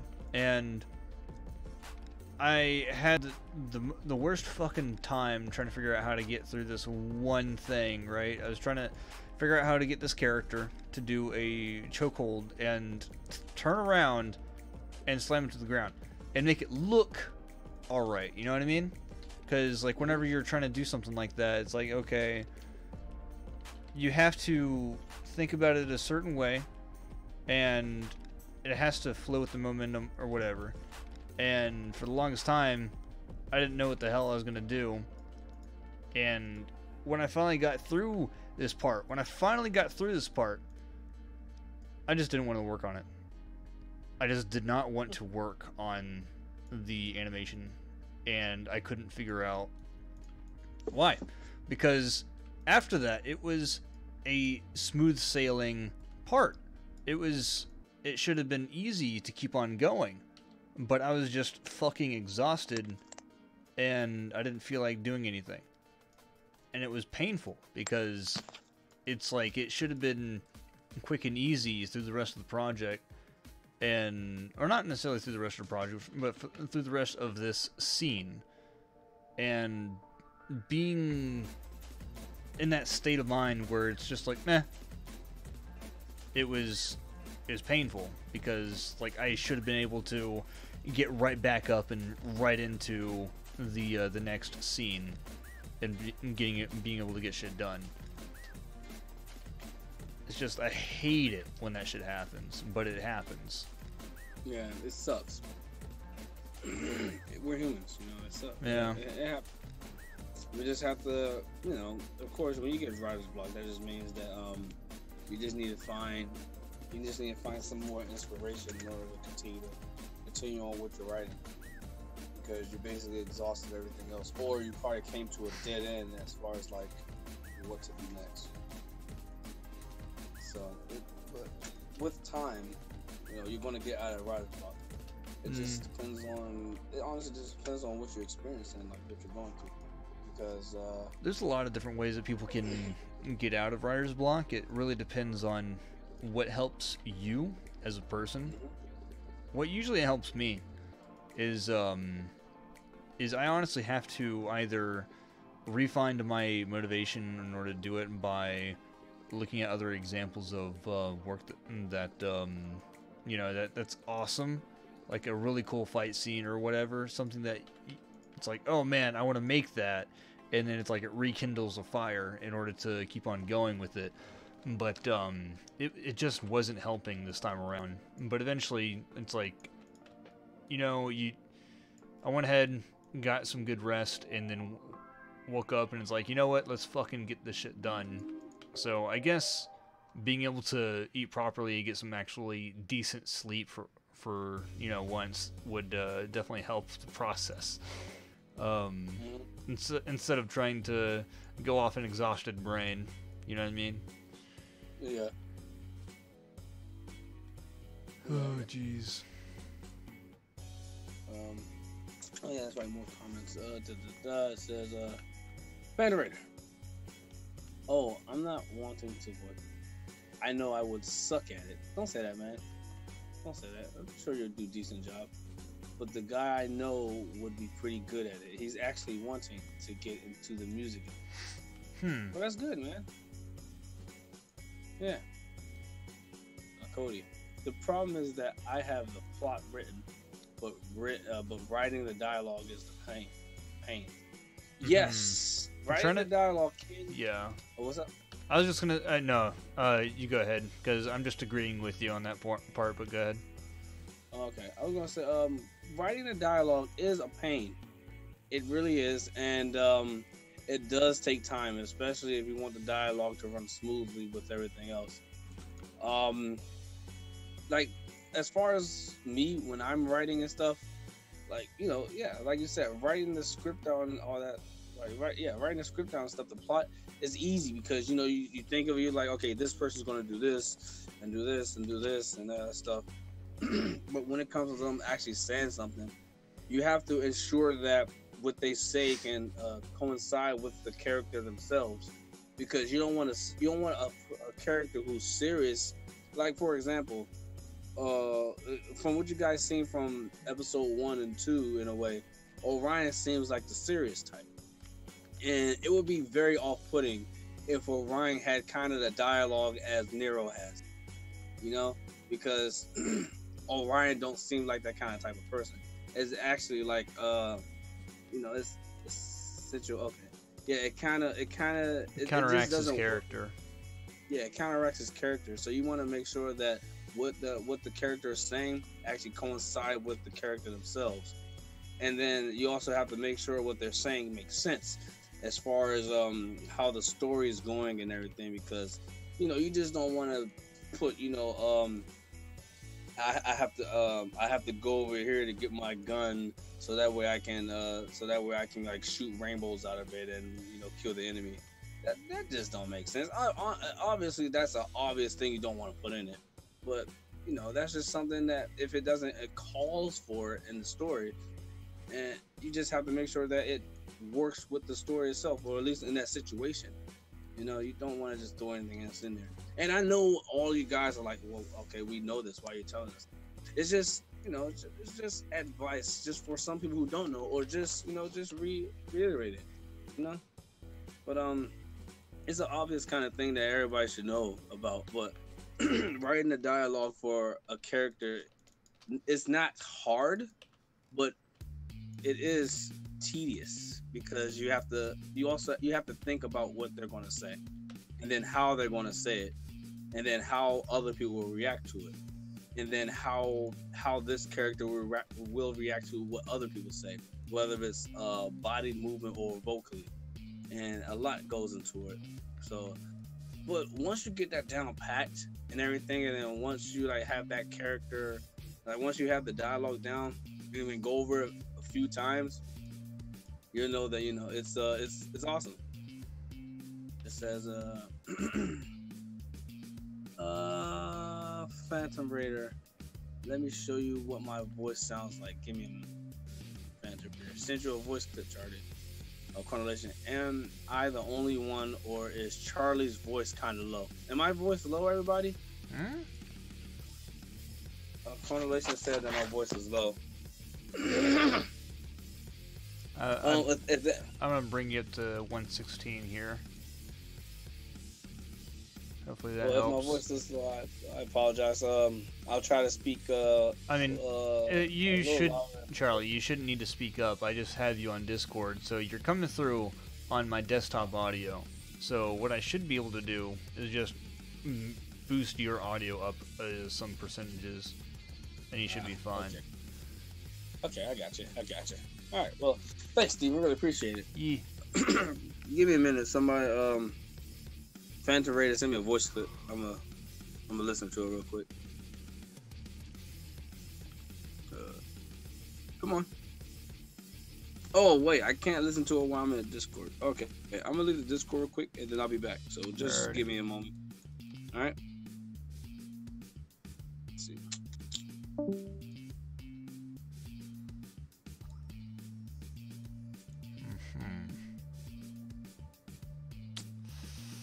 See here. Hopefully this works.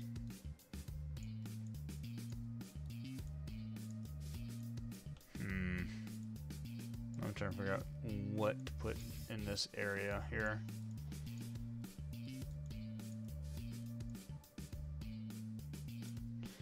I'm just going to go ahead and bevel this. Oh, nope. That does not want to bevel.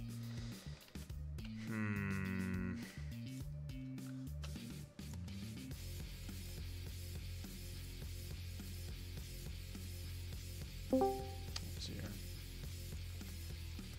Hello. Welcome back. All right, yes, welcome back. Okay, I just got finished reading one of Phantom Raider's voice clips, and I gotta say, Phantom Raider, this is for you because you sent me a voice clip. Just because you sound a certain way doesn't mean you're not able to voice act, man. Like you just said, you sent me a clip of your regular voices, but that doesn't mean you can't voice act. If you want to send me a clip of you actually trying to voice act, then go ahead and do that, and I can judge it then. But I can't really judge if you don't actually send me something that I can judge upon. Like let me see. Try some voice act. Steven, help me out here. Who do you voice act? Who do I voice act? Oh. No, hey, okay, Phantom. Okay, so you try to voice act Ren or Tortwig. Tortwig. Try to voice act Ren or Tortwig. Because Ren, he has that that kind of monotone kind of voice, whereas Tortwig is basically the opposite of that. Try to do both of those and then send me voice clips of those, and then I could judge it properly. You know what I mean? But can't really judge if you don't try, dude. It's all about trying. It's all about go out there, and even if you sound bad, man, just go out there and do it. Voice act right now. He said, "This is my regular voice, and this is not my regular voice." You heard the little sound, but I'm still trying. And this is also not my voice. So, I mean, that's just changing the pitch and the sound of your voice.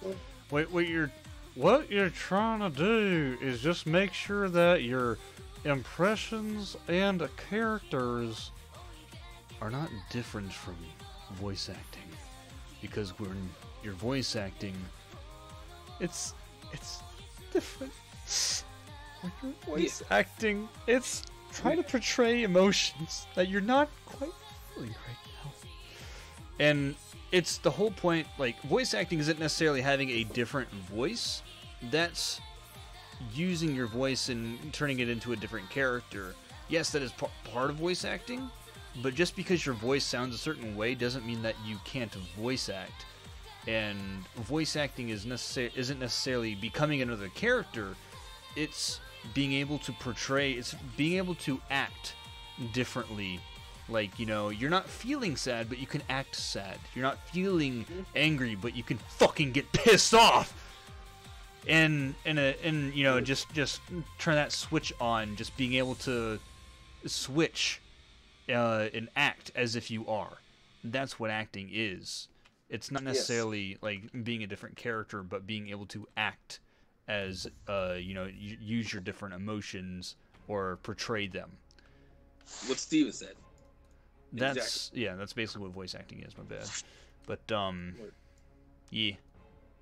Yeah, man. But yeah, like I said, you know, if you don't try, then nobody's not gonna know, and you're not gonna know as well. So go ahead and practice if you want, or send some send some clips if you want. But yeah, man, don't say that you can't do it. Yeah. Without not saying that you didn't And try it. just because that you tried to do it and it didn't turn out too well like you thought it would, there's a lot of times where you record your own voice and you yourself think that you sound like absolute garbage when in fact it doesn't sound too bad. Whenever I hear my own voice recorded, I don't like it.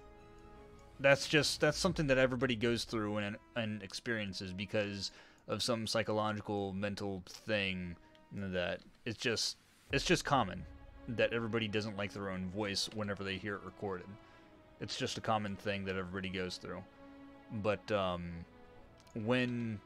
even then, whenever you think that you don't have a good voice to do voice acting, it just takes practice, my dude. A lot of things take practice. I didn't pop out of the womb knowing how to sound like Hank Hill. I think he's lying about that. I think you already knew that. Yes, of course. I think you're lying about that. I was born in '93 and I already knew everything about Hank Hill that there was to know. Wait, you was born in '93? Yeah. When is your birthday, bro? What the fuck do you mean? Wait, don't tell me. What do you mean? Why does that matter? It's like, I already told you I was born in '93, but my birthday's in August. No, don't say. Oh my gosh, you just said. Look, What do you want from me? look, man. Just gonna try. My God, Charlie. And they're just gonna do things that you don't want to. I don't know what you're on about. Of course. Bam, bam, bam, bam, bam. Wanna take it away, Emerald? Bam. Oh man, I remember that from Family Guy. Bam, bam, bam, bam, bam. Family bam, Guy? Bam. Wanna take it away? Bam, bam. Yeah. I forgot what was about, but it basically had Peter saying "bam" a lot of times, and then Peter said, "Want to take it away, Bam Bam?" Bam Bam was like, "Bam Bam, bam, bam, bam, bam, bam. Want to take it away, Emerald?" And then that's when Emerald was like, I thought Bam Bam was from the Flintstones. Yes. Bam Bam is from the Flintstones. But this is Family Guy we're talking about. You know how Family Guy intertwined their stuff with different cartoons and everything, right? Right. Yeah, Bam Bam was in that episode of Family Guy. Oh, Because- okay. No, you know what? I do. I don't remember the entire thing, but I know what you're talking about now. Why do you make things so hard for me, Steven? Why? Why do you make things so hard for me? Charlie sounds like Church from Rivers of Blue right now. Oh, do I? Church. Oh man, I love Church. Is that Charlie could sound like Beast Boy from Teen Titans? Can I? Huh? Let me see. Yeah, I think he kind of had that voice. I think. Did I? I can't. I don't. I don't remember how Beast Boy sounds like. Not gonna lie. Yeah, I don't know either. It's been a while since I've seen. Don't you sound like he chain smokes like 8 packs of cigarettes just like Naruto? Yeah, he does. Oh, Hey, feels bad. Cyborg! Cyborg. God. No, you don't. No, you don't sound like these boys. Oh man, I'll try. I'm gonna look up Beast Boy, and then I'm gonna try to voice act him one of these days. You know, I need to work on my voice acting as well, because I know I'm not that great. I'm still trying to think about a list of characters that I can voice act, and then make a demo reel for them. Just don't do the Joker, and then No? lose your voice again. But I gotta do that one first. Dude, you're gonna go ahead and do that. Man. Go ahead, do it again. See what happens. It's like when you do a stream again, everybody's gonna be like, "Who's this talking?" They're like, "Oh yeah, that's Oh, Steven. it's none other than the famous grand. I can't fucking do his voice right now, but gonna sound like Junkrat. But jeez. Junkrat.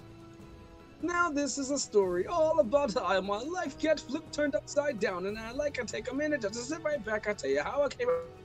Oh God, he disappeared through the void. No, Charlie. Whenever he said that, I like to. That was scary for a second. Shit. Oh, Mad Hatter, what's up, man? Welcome to the thing. Welcome to the stream, dude. Boom, boom, shaka, laka, laka, laka, boom, shaka. Formulation nice. Oh, Mad Hatter, your nibba's still on with the S jokes. Your nib. Okay. It says your nibba's still on the S jokes. I don't know what the S jokes mean. All right. Oh no, he was just saying jokes. My bad. All right, Phantom Radio. Don't do Dio or Jotaro. If you don't want me to explode with pleasure. Dude. Oh yeah, I remember that shit. Charlie fell into the infinite abyss of nothingness. Man. He disappeared through the void. I came back though, so no worries. No, I'm still alive. I'm still here. There is no need to fear. How the hell? Okay. I should have looked at the damn triggers and see how they worked. Okay. It's pretty basic. You're pretty basic. Hold the fuck up, you're right about that. Don't say that, man. I was just joking. You're not basic. You're right. You're very basic. I bet you didn't see that coming. Hashtag he did. In the arms of the angel. Mad Hatter. Hold my horses. The black hole. Charlie, can you say ow? Ooh, ooh? You want me to say ooh? I said ooh. What's this? I'm really a basic human being. Dude, in that response, everybody and their mama and father and grandmama and grandpapa and sister and brother and everybody else are pretty basic. Alright? So, dude, you're good, man. Just do your best. If everybody's super, then nobody is. Exactly. Correlation. Thank you. Oh, you're welcome. Man, I had it. That's my double trigger. That's my double trigger. I don't get it. Dude, I am so stupid right now because I'm not getting half the stuff you guys are saying to me. I feel so unaccomplished with my life. I feel like... What the fuck? I feel like, you know, I can understand you guys better, but it's like, I don't know. I'm just incomplete. I'm sorry. I'm sorry.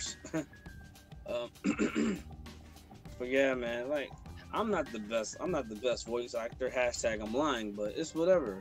You know, everybody has their own way of voice acting. Everybody has their own way of, you know, just doing what they do. And if you keep on doing what you do in order to achieve what you want to do, then eventually you're going to do it. You're going to do the doo-doo. You're going to do... No. You're going to do what you achieve. You're going to do what you want to do, all right? And to achieve that, you just got to do it. Have you ever heard anybody achieving something that they didn't do? What the fuck? You know? No. What do you want about? I'm going somewhere with this. Just give me a minute. Right? Okay. I'm waiting. I know it seems weird, but it says, Mad Hatter, Steven aside, is your time to go. Stat. Move fast and don't be loud. But have you ever heard of anybody achieving something when they didn't do anything to achieve it. You know what I mean? Or at least. Oh, you're talking about like somebody that. See here. So basically, you're trying to say anybody that did anything worthy of mention didn't struggle for, like they more or less struggled from it. Is that what you're trying to say? It's like they didn't. Yeah. There's nothing that somebody didn't do in order to accomplish it. That's what you're trying to fucking make a riddle out of, basically. Yeah, pretty much. But I wanted them to figure it out, not you. Jeez, man. How about you just stay over there and model, all right? Stay over there. Wow. Okay, I see how it is. I'm gonna talk. Wow. But yeah, but that's precisely what I'm talking about. You know, if it comes easy, it's not worth it. You know what I mean? But Yeah. if you just strive to do it, you're gonna get better at it. It's just like, you know, basketball, football, dancing, bowling, soccer, 3D modeling, voice acting. Keep on doing it. Practice makes perfect. You're not gonna be perfect, of course, but you can get close to it. You know what I mean? Practice makes better. And then, you know, if you might be able to pull Tom Kenny. I think that's his name. Got his name. Voice actor. I got his name. You're phasing through the void again. I don't know what you're saying. Am I still fading? Am I still fading? Are you feeling well, Hello? Charlie? I'm good. Am I still fading though? I mean, right now you seem alright. Alright, good man. I'll leave Discord and come back in. Okay. Sorry about that. I apologize. Can't believe him.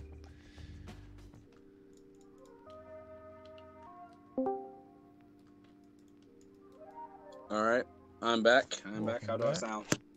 You sound alright. So far. Okay, good. It says Charlie doesn't feel so good. Oh man, I'm sorry. Oh my gosh. Nah, still. This is my dabble trigger. Achieving being born, maybe. All this voices inside me hit plunging with my scythe. Cody Grim, Charlie doesn't feel so good. You know what? You're right. I feel like crap. Not really. But yeah. You know he I means guess. the meme, right? What meme? You know, the Spider-Man meme. Mr. Stark, I'm not feeling so well. I don't feel so good. Oh. I did not. Yeah. I wasn't even thinking about that. Yeah. Oh my gosh, I was. That's what they mean. I am feeling, It's what they meme. That's what they mean. That's what they mean. How tough are you? How tough am I? I had a bowl of nails for breakfast. So, without any milk. Without any milk. How tough are you? How tough? Wow. Oh my god. Oh man. How tough are you? How tough am I? You got a bottle of unopened ketchup? Here. It's on. That was so dumb. Oh man. Oh Oh dude. boy. Gotta admit, man, the SpongeBob's pretty The funny. SpongeBob's pretty fucking legit. Yeah, it is. Just in like the second movie. The second movie was that was pretty basic. Wait, which movie was that? SpongeBob, the second SpongeBob movie. No, yeah, but what happens in the second SpongeBob movie? I don't remember. Oh, you haven't seen it. Oh, well, I would tell you if I was paying attention to it. So you don't But know. that's how, no, I know some of it. Like, you're right. I don't know. I know less than half. Man. That's how dumb it was, dude. Hmm. Like, I did like the rap battle at the end. That was played by Epic Lloyd and Nice Peter. A rap that was- battle? Yeah, that was a rap battle at the end. I forgot That's who. not the Goofy Goober song, right? That's the No, fucking. no, it's not the. No, there was a rap battle at the end of SpongeBob movie 2. Weird. So, yeah, it was okay. It was okay. Not the best, but it was okay. Cody Griffin. I love that show. Yeah. Mad Hatter, Devil May Cry. May is spelled with an A, dude, not an E. But I think you did that on purpose. Maybe? Question mark? Dialogue sign yeah. Oh crap. Hey, I'll be right back. All right.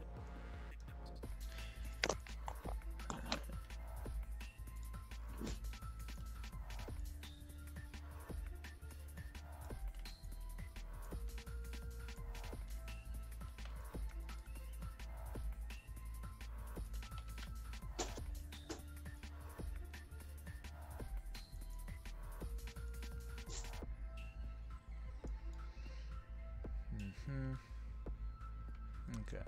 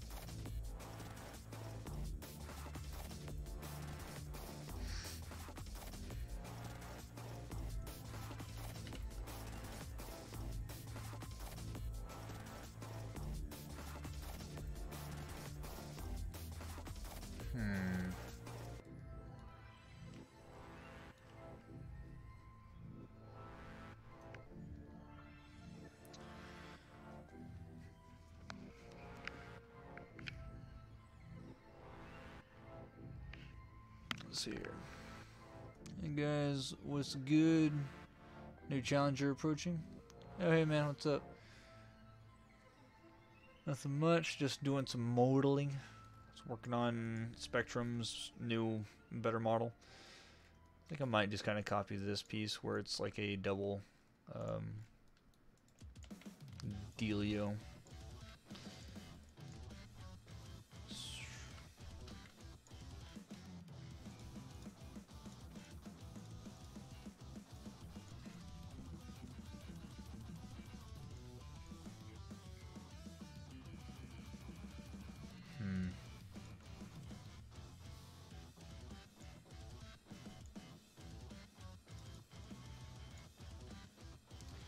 But did you never play Devil May Cry? I have never played a Devil May Cry game. It looked interesting, but I don't know. It's whatever. It's not a game that I've really thought about jumping into. It's just never really piqued my interest, I suppose, to get it. Yeah, that spacing seems legit.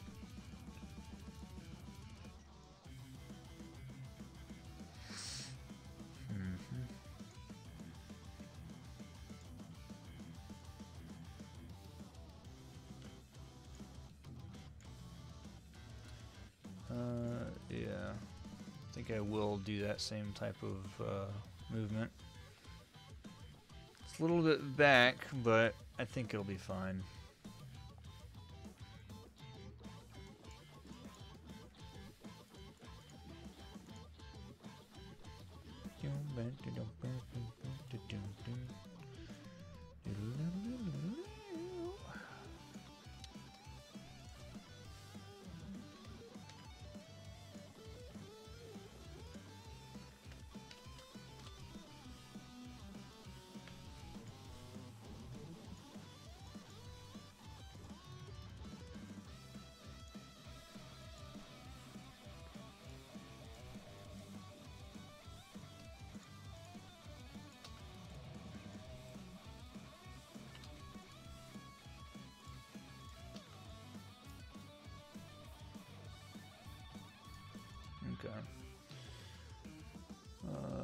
bevel.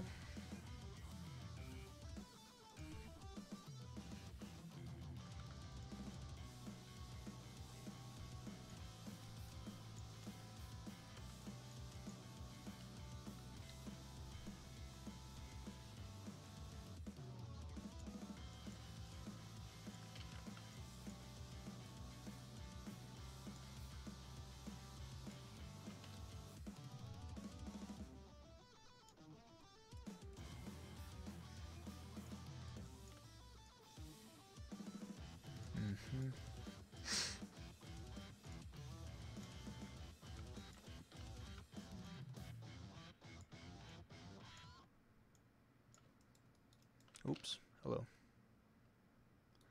There we go.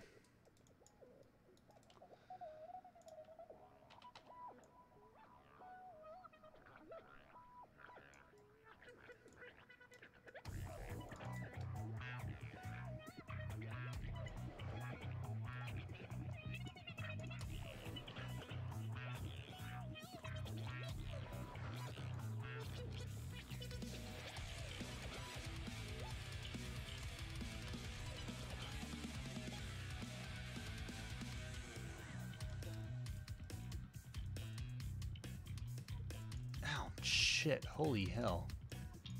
That's a headache. Damn.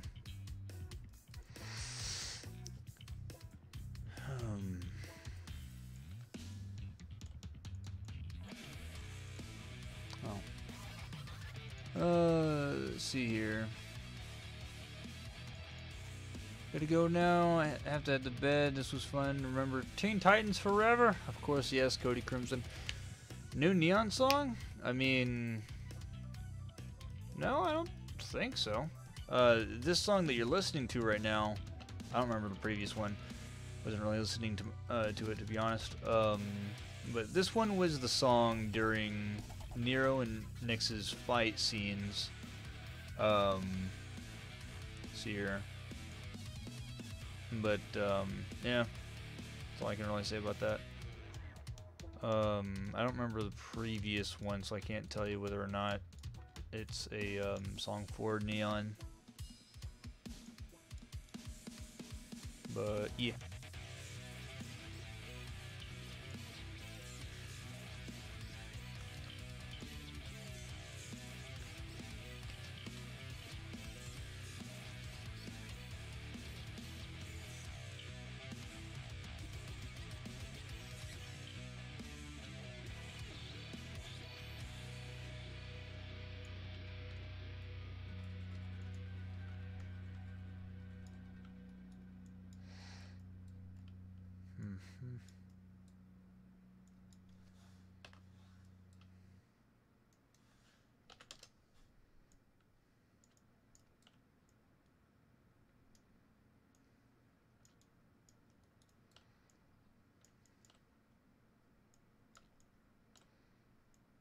See here.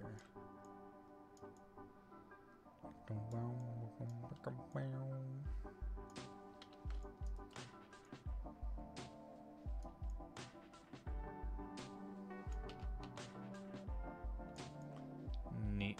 All right.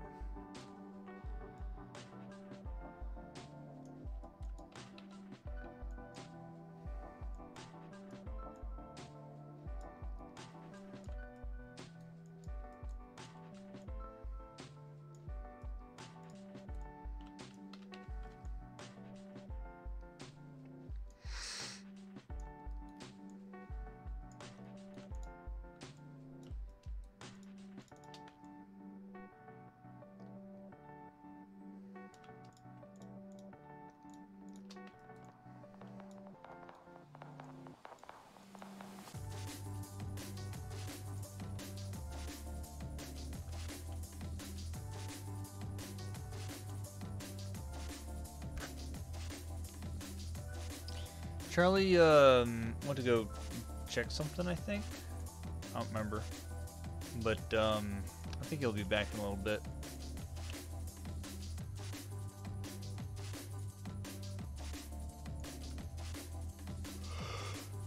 Oh boy.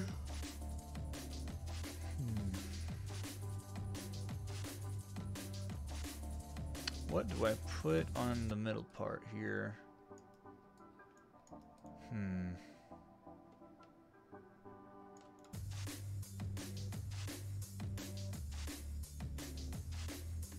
I'm wondering if this should be symmetrical, at least in the middle part, on the other side as well.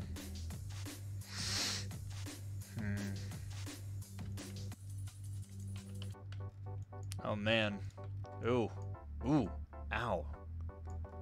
That was... I just got slapped with sleep. Damn.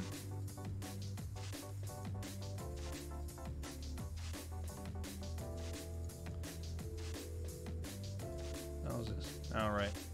Just toss that. Just yeet.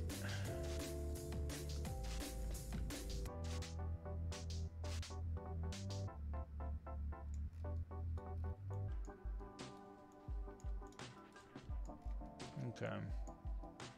Let's see here.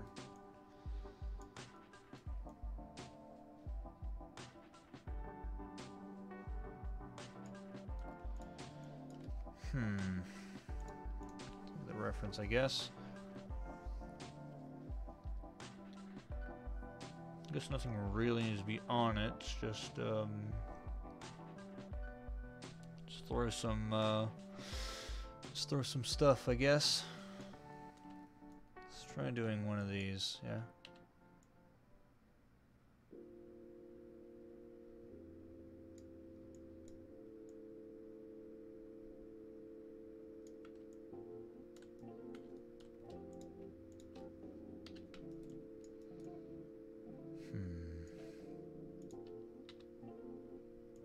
I wonder if Danzer's gonna make it. I know he said something about jumping on after work. What time is it? Oh man. Okay, it is 3:13. I just need to watch the clock. Don't stress yourself up too. Don't stress yourself too much, man. I don't think I'm stressing myself too much. It's just every now and then that'll happen where it's like just tired. You sure you didn't get hit by a hypnosis attack? Oh yeah, I guess that could have happened.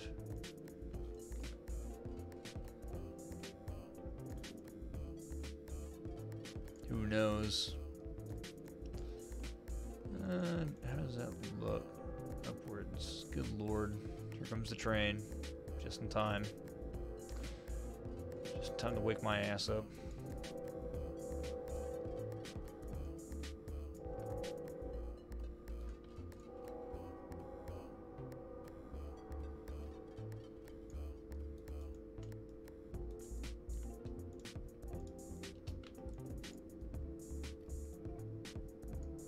Oh wait, no.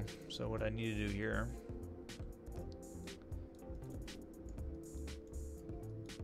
I wonder if I can.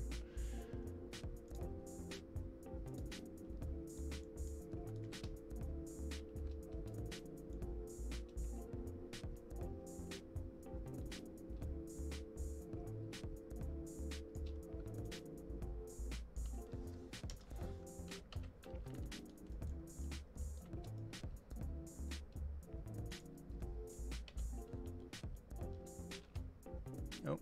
Okay. Oh, son of a bitch.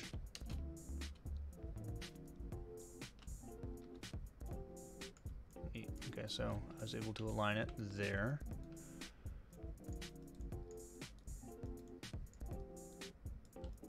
And the good thing is that we don't need the underside of this. So we can get rid of it. We don't need to go all the way around.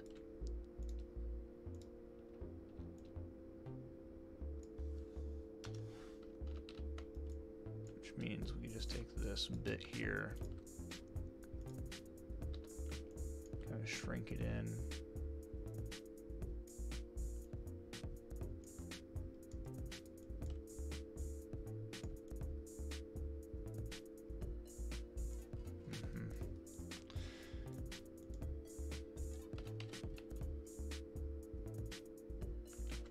Oh, wait, I think it was this way it needs to go.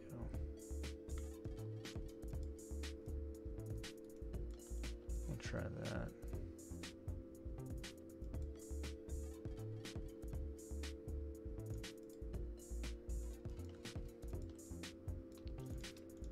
What I could do is just take this, then squish it. Cool. All right.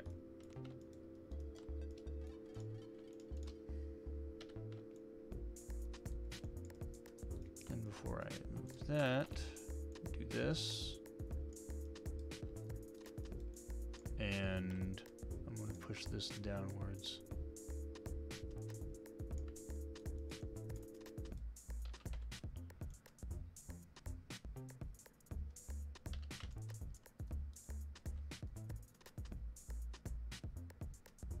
Now eventually I do need to get rid of the underside here on the actual gun itself so it doesn't collide with this panel. I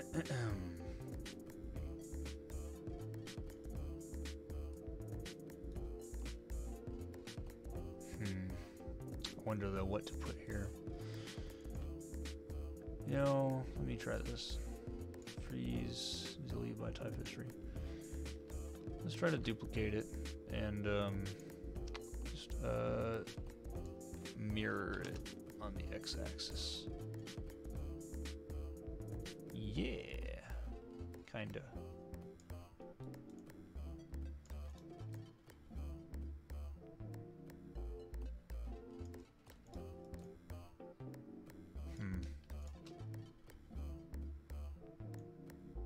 Oh shit.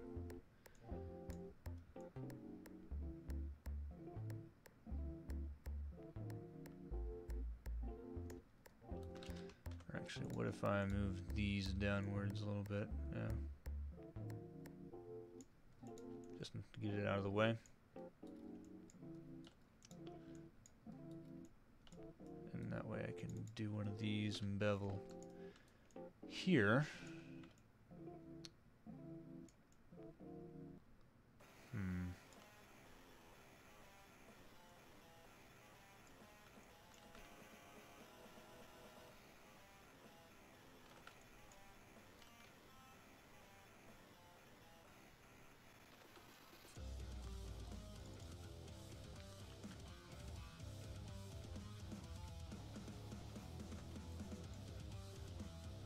Okay, and I'll use that as a bevel excuse there.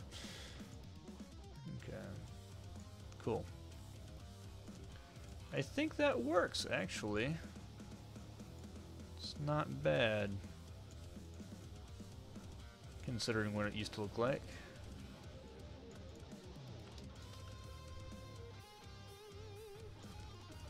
Now, what I think I want to do here,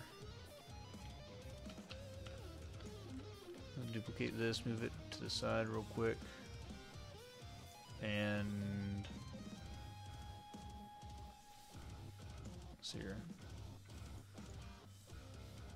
Right, so that went a good distance, actually. Oh, yeah, it's good.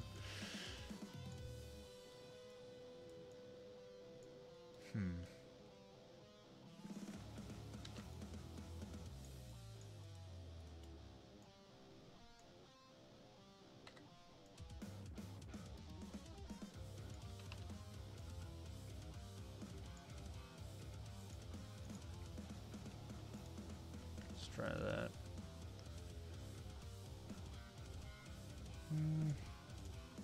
Still gonna put it in the middle, but what I want to do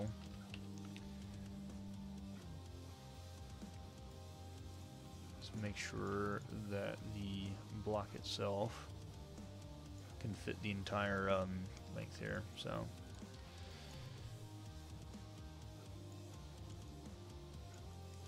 there we go. Yep, there we go. Okay.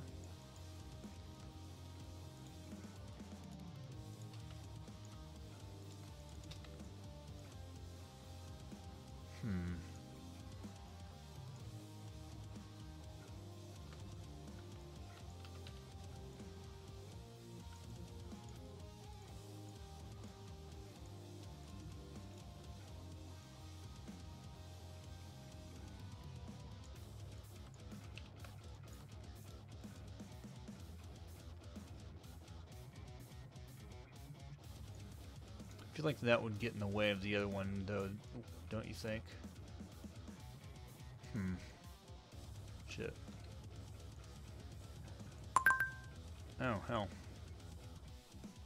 It's an art station. Just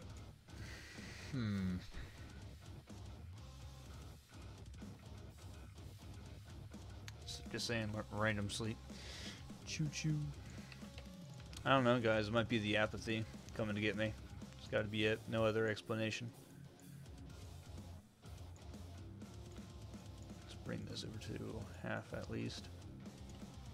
That way it'll get rid of some of that.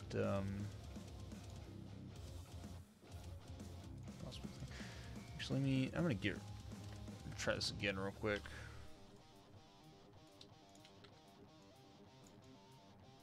Maybe point it like that. Have it a little bit lower so it's not as in the way, but it's still a functioning slider.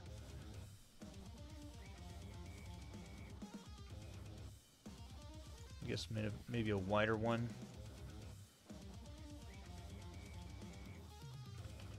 Okay. And let's try that now.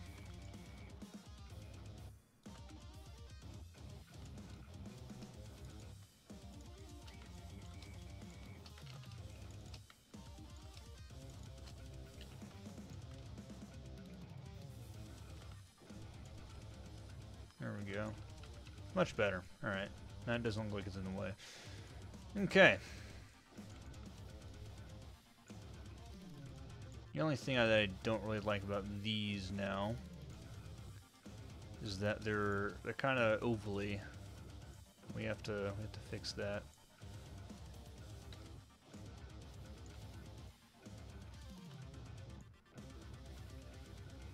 Okay.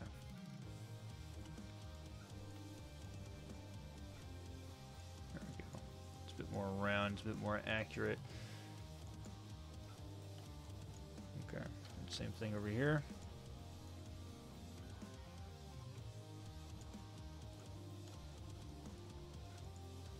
There.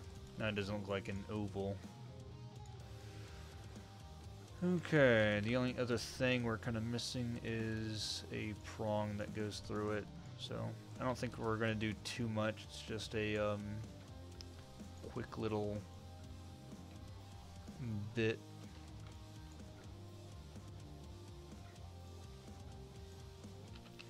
Just something that connects, you know? It's not supposed to be incredibly complicated, but just something that kind of goes through the bit.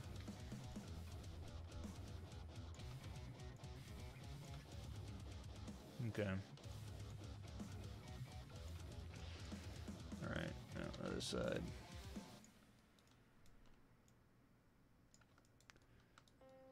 Like, I don't want the gun to be as complicated as the arm. I just want it to look nicer, you know?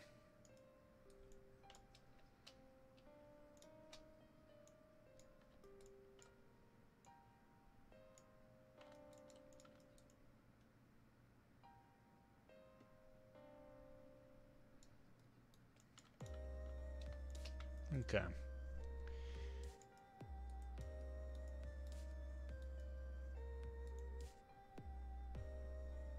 This is definitely looking like a nicer gun.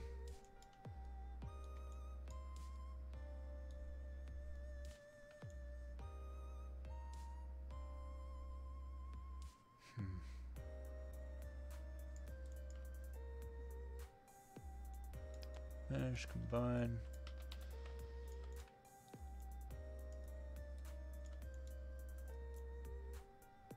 So now we have a lot of space over here on this side.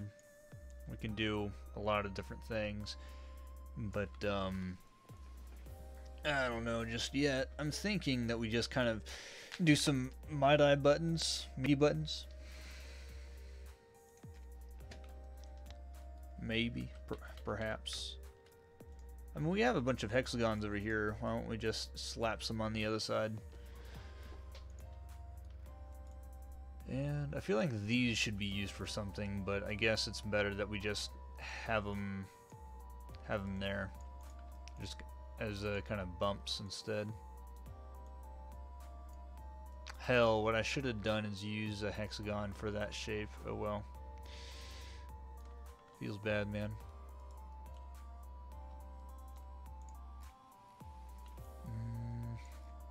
Shit. Yeah, fuck it. I'm gonna duplicate this, move it to the side. And,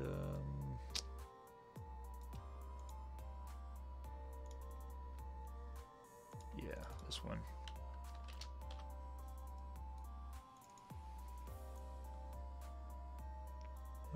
Fill.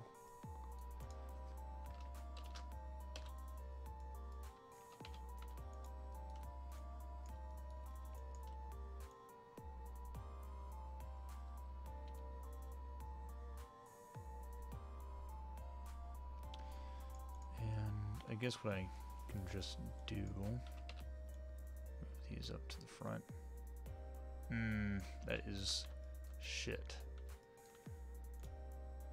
Hell, man.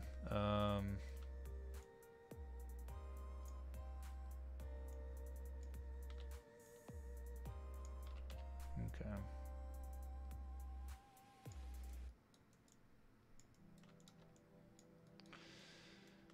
All right.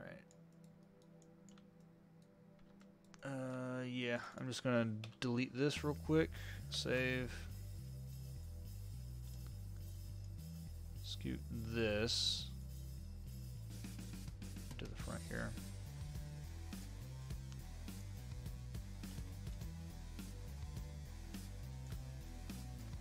Try to move everything accurately to where it should be.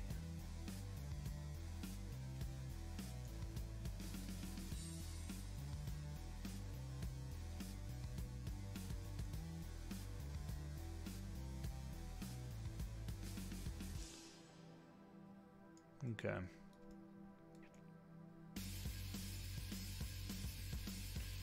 It's a bit better.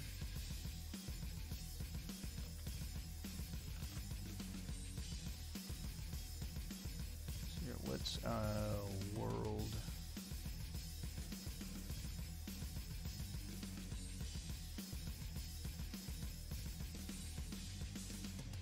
Okay.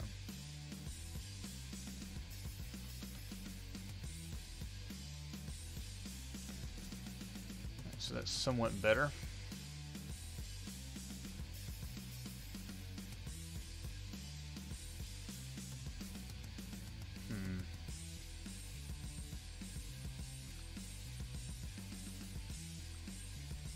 There we go. It's at least the same type of whatchamacallit on the other end.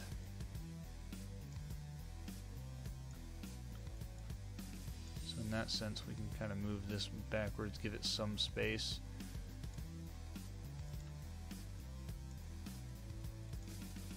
It's not too claustrophobic. Okay, cool. I don't think that was too dramatic. Let's see here. Modify for transformation, leave my top history. And -x. Oh. Hello. Nope. Hello. Come on. -1 on the X. There we go. And neat.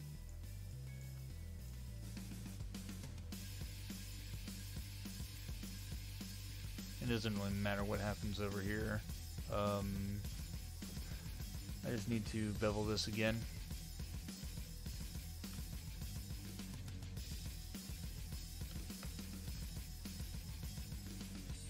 Mesh and bevel.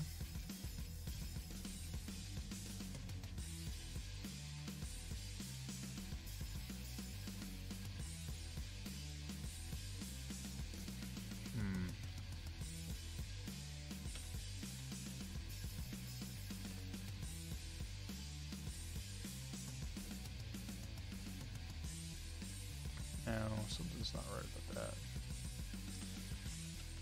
Yeah, I'm gonna do this.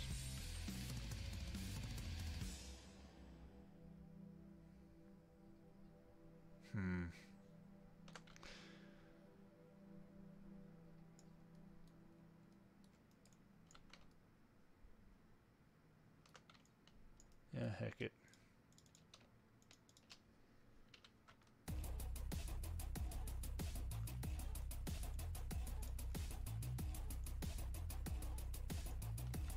Okay.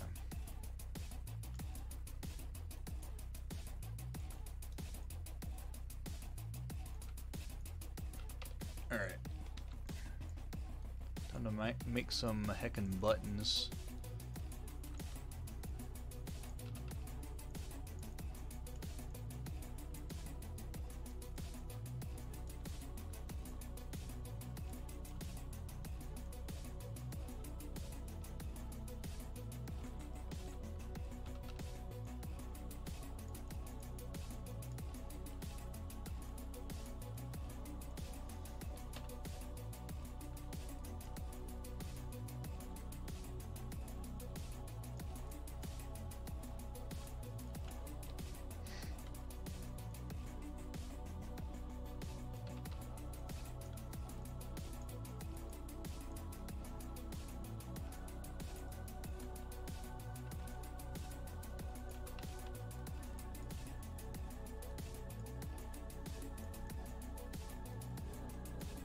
Okay.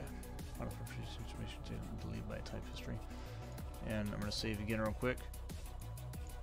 And then we can do a mesh network.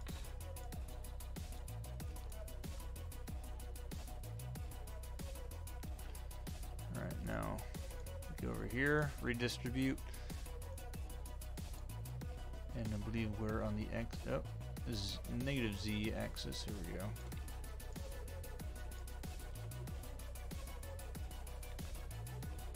Ah, 6, perfect. Perfect. Yes. Of course.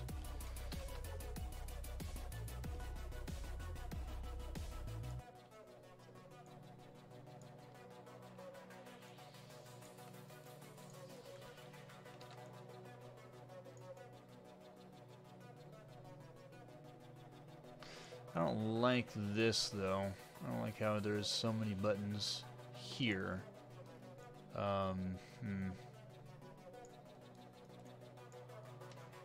Let's try to differentiate this a little bit, or at least make it a bit more unique. So maybe 3 big buttons, or maybe 2 huge buttons. I don't know.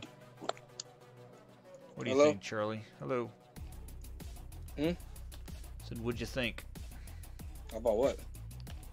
Yes.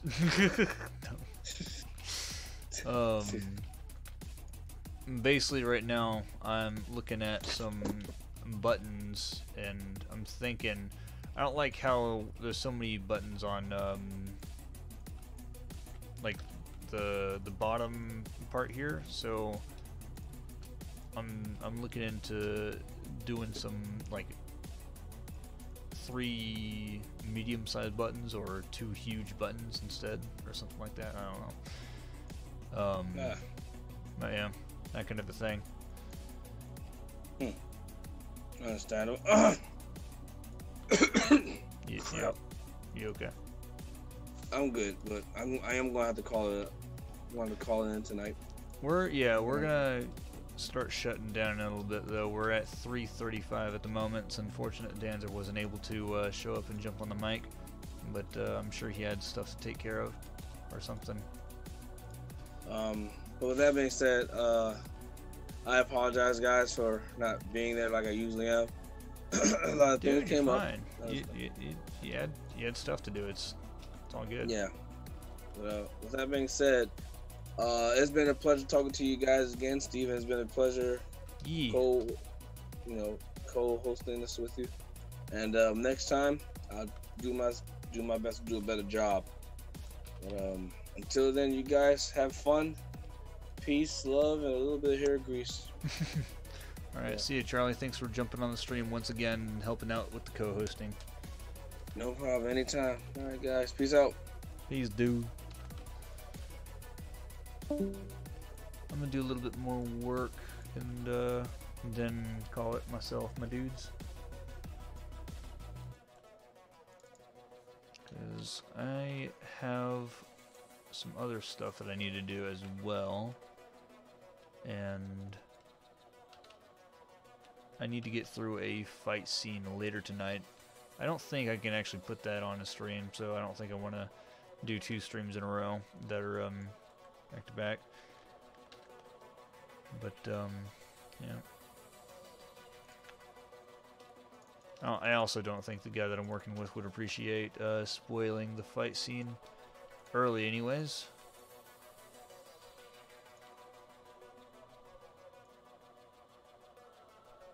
Mesh, combine.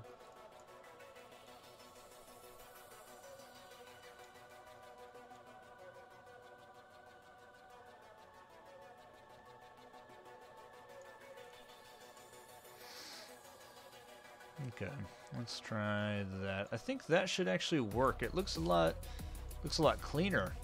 Not gonna lie. As far as the old look was all over the place. I kind of do want to have this on the stock somewhere.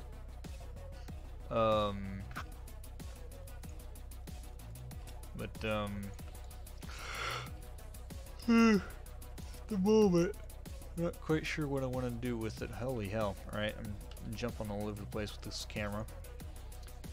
And the other side is also kind of bland as ever. Excuse me. What I might just do is I might just kind of reverse these to the other side. But I want to figure out one side before I flip it. You know what I mean? Good lord. Oh, no, there's another one. Oh. See here. Any beginner tips for making character models? I've been wanting to get started, start getting into it soon. To making character models, are you just asking about like, wake up sleepy, right? Are you just talking about like character conceptualization, or are you talking about like actually modeling the characters? Because those are 2 very different scenarios. You know what? I think I'm gonna make some knobs.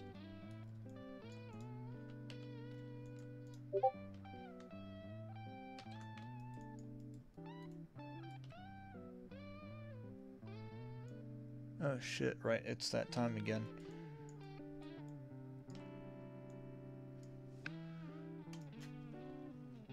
The 3D modeling. So, when it comes to 3D modeling characters, very much how I'm modeling this weapon. You don't have to model the entire character all at once. You can start with different segments. So, with certain characters, a lot of times, you'll find a character creator and it gives you the entire model. Now that is because with the character creator it kind of has to rely on certain aspects where it needs to combine everything in one. You do not need to use this as your base of knowledge where it's like, okay, that means I have to create a whole character based on this idea. No.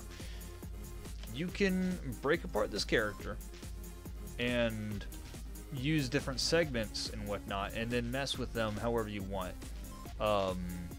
So a good example is with Orion, we have a with different segments, right? There's a shirt.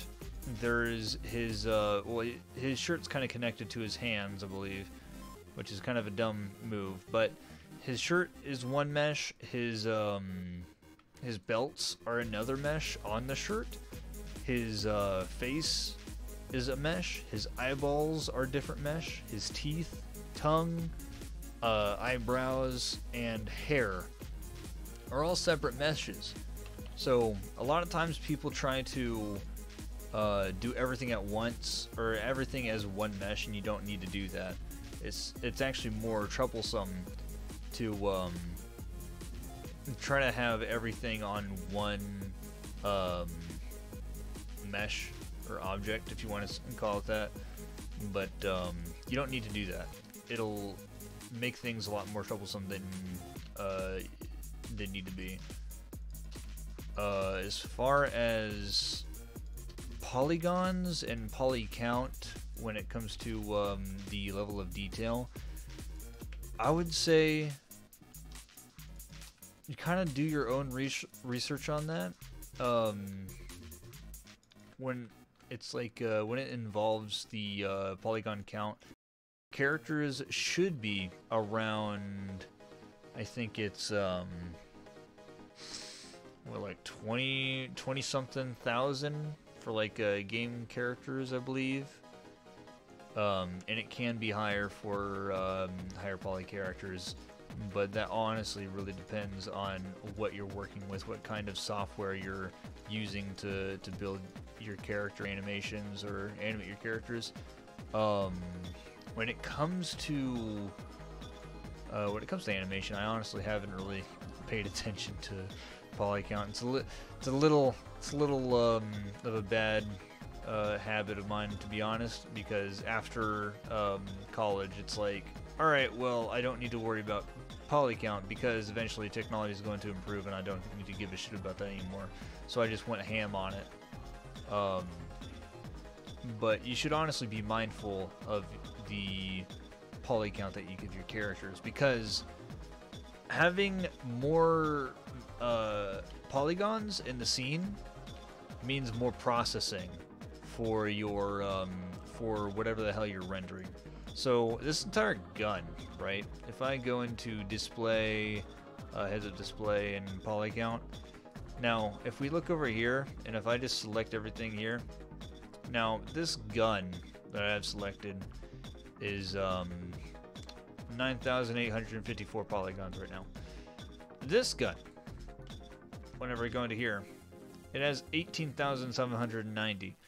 And that is because of all the little bits that I have put into it. All the little bevels add up, and all the details.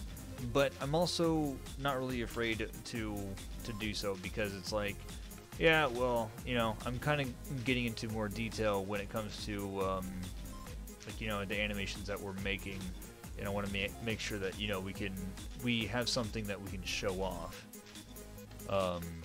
But yeah, that's just, you know, some thoughts behind it. Oh my gosh, get a coffee for yourself. Yeah, right. Guys, please don't model your 3D characters as one mesh. Your life isn't worth that peril. By that I mean, don't model the clothes, body, eyes, accessories for the same mesh. No, yeah, please, that is absolutely disgusting.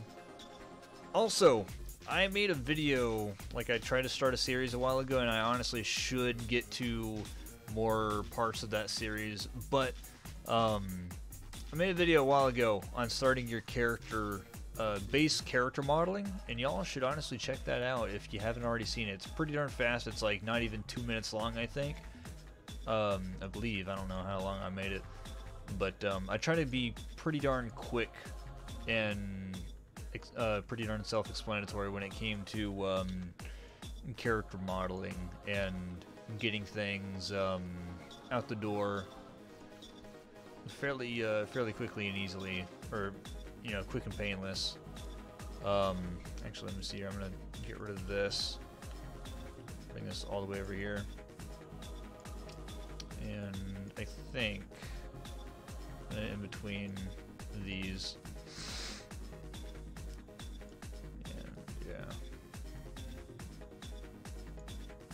So, modify, freeze, edit, delete my type history. Yeah, that seems about right. And FX, mesh node. Oh, that's not what I wanted.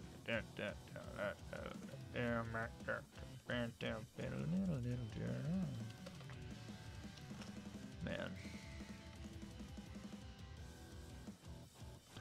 feels bad though, man. I actually talked to a Christian earlier today, and I asked if he's doing any more SoundCloud Bandcamp stuff, and he said he still has it, but he hasn't put anything out in like 5 ever. And I'm like, my dude, let me know when you do that again, because I want to download some more musics from him. But yeah, it's a friend from high school. He made the song with a couple of his friends. It's pretty good stuff, my dudes.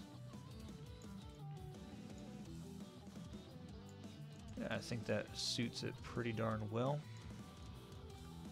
2, 4, 6, 5, yep, 3. Seems pretty darn legit. Okay, let's see here.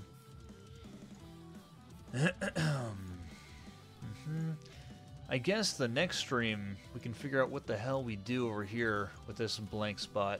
We did quite a bit of work considering this. We didn't have shit for the magazine, the middle part, the scope, and whatnot. I mean, we did have something for the scope, but it wasn't what I was looking for. And I finally had my reference up and ready before the stream started, for once, right? I guess next stream we can kind of focus on whether we, or how we want the iron sights to be dealt with, what we want to do with the barrel, what we want to do with underneath the keyboard area, and what else we can do with this gun. I'm honestly glad with how this is turning out. This is turning into such a beautiful weapon, and I hope that we can show it off soon. But soon is not going to be coming soon enough. Clearly, it's a lot to do, a lot to look forward to. I think I'm probably going to be wrapping this stream up in a little bit. Just trying to make sure that what we can do in a short amount of time here. I'm not quite sure just yet, but yeah. Still trying to think about what are the things that we can work on, because this area seems a little blank, and this area also seems a little blank, to be honest. But that could be fixed with just a few screws and texturing to make a little less plain. I'm honestly glad with how this rifle is turning out, though. It's looking a lot better than its previous rifle. Look at that scope. Ugh. That is just, that's gross. But yeah.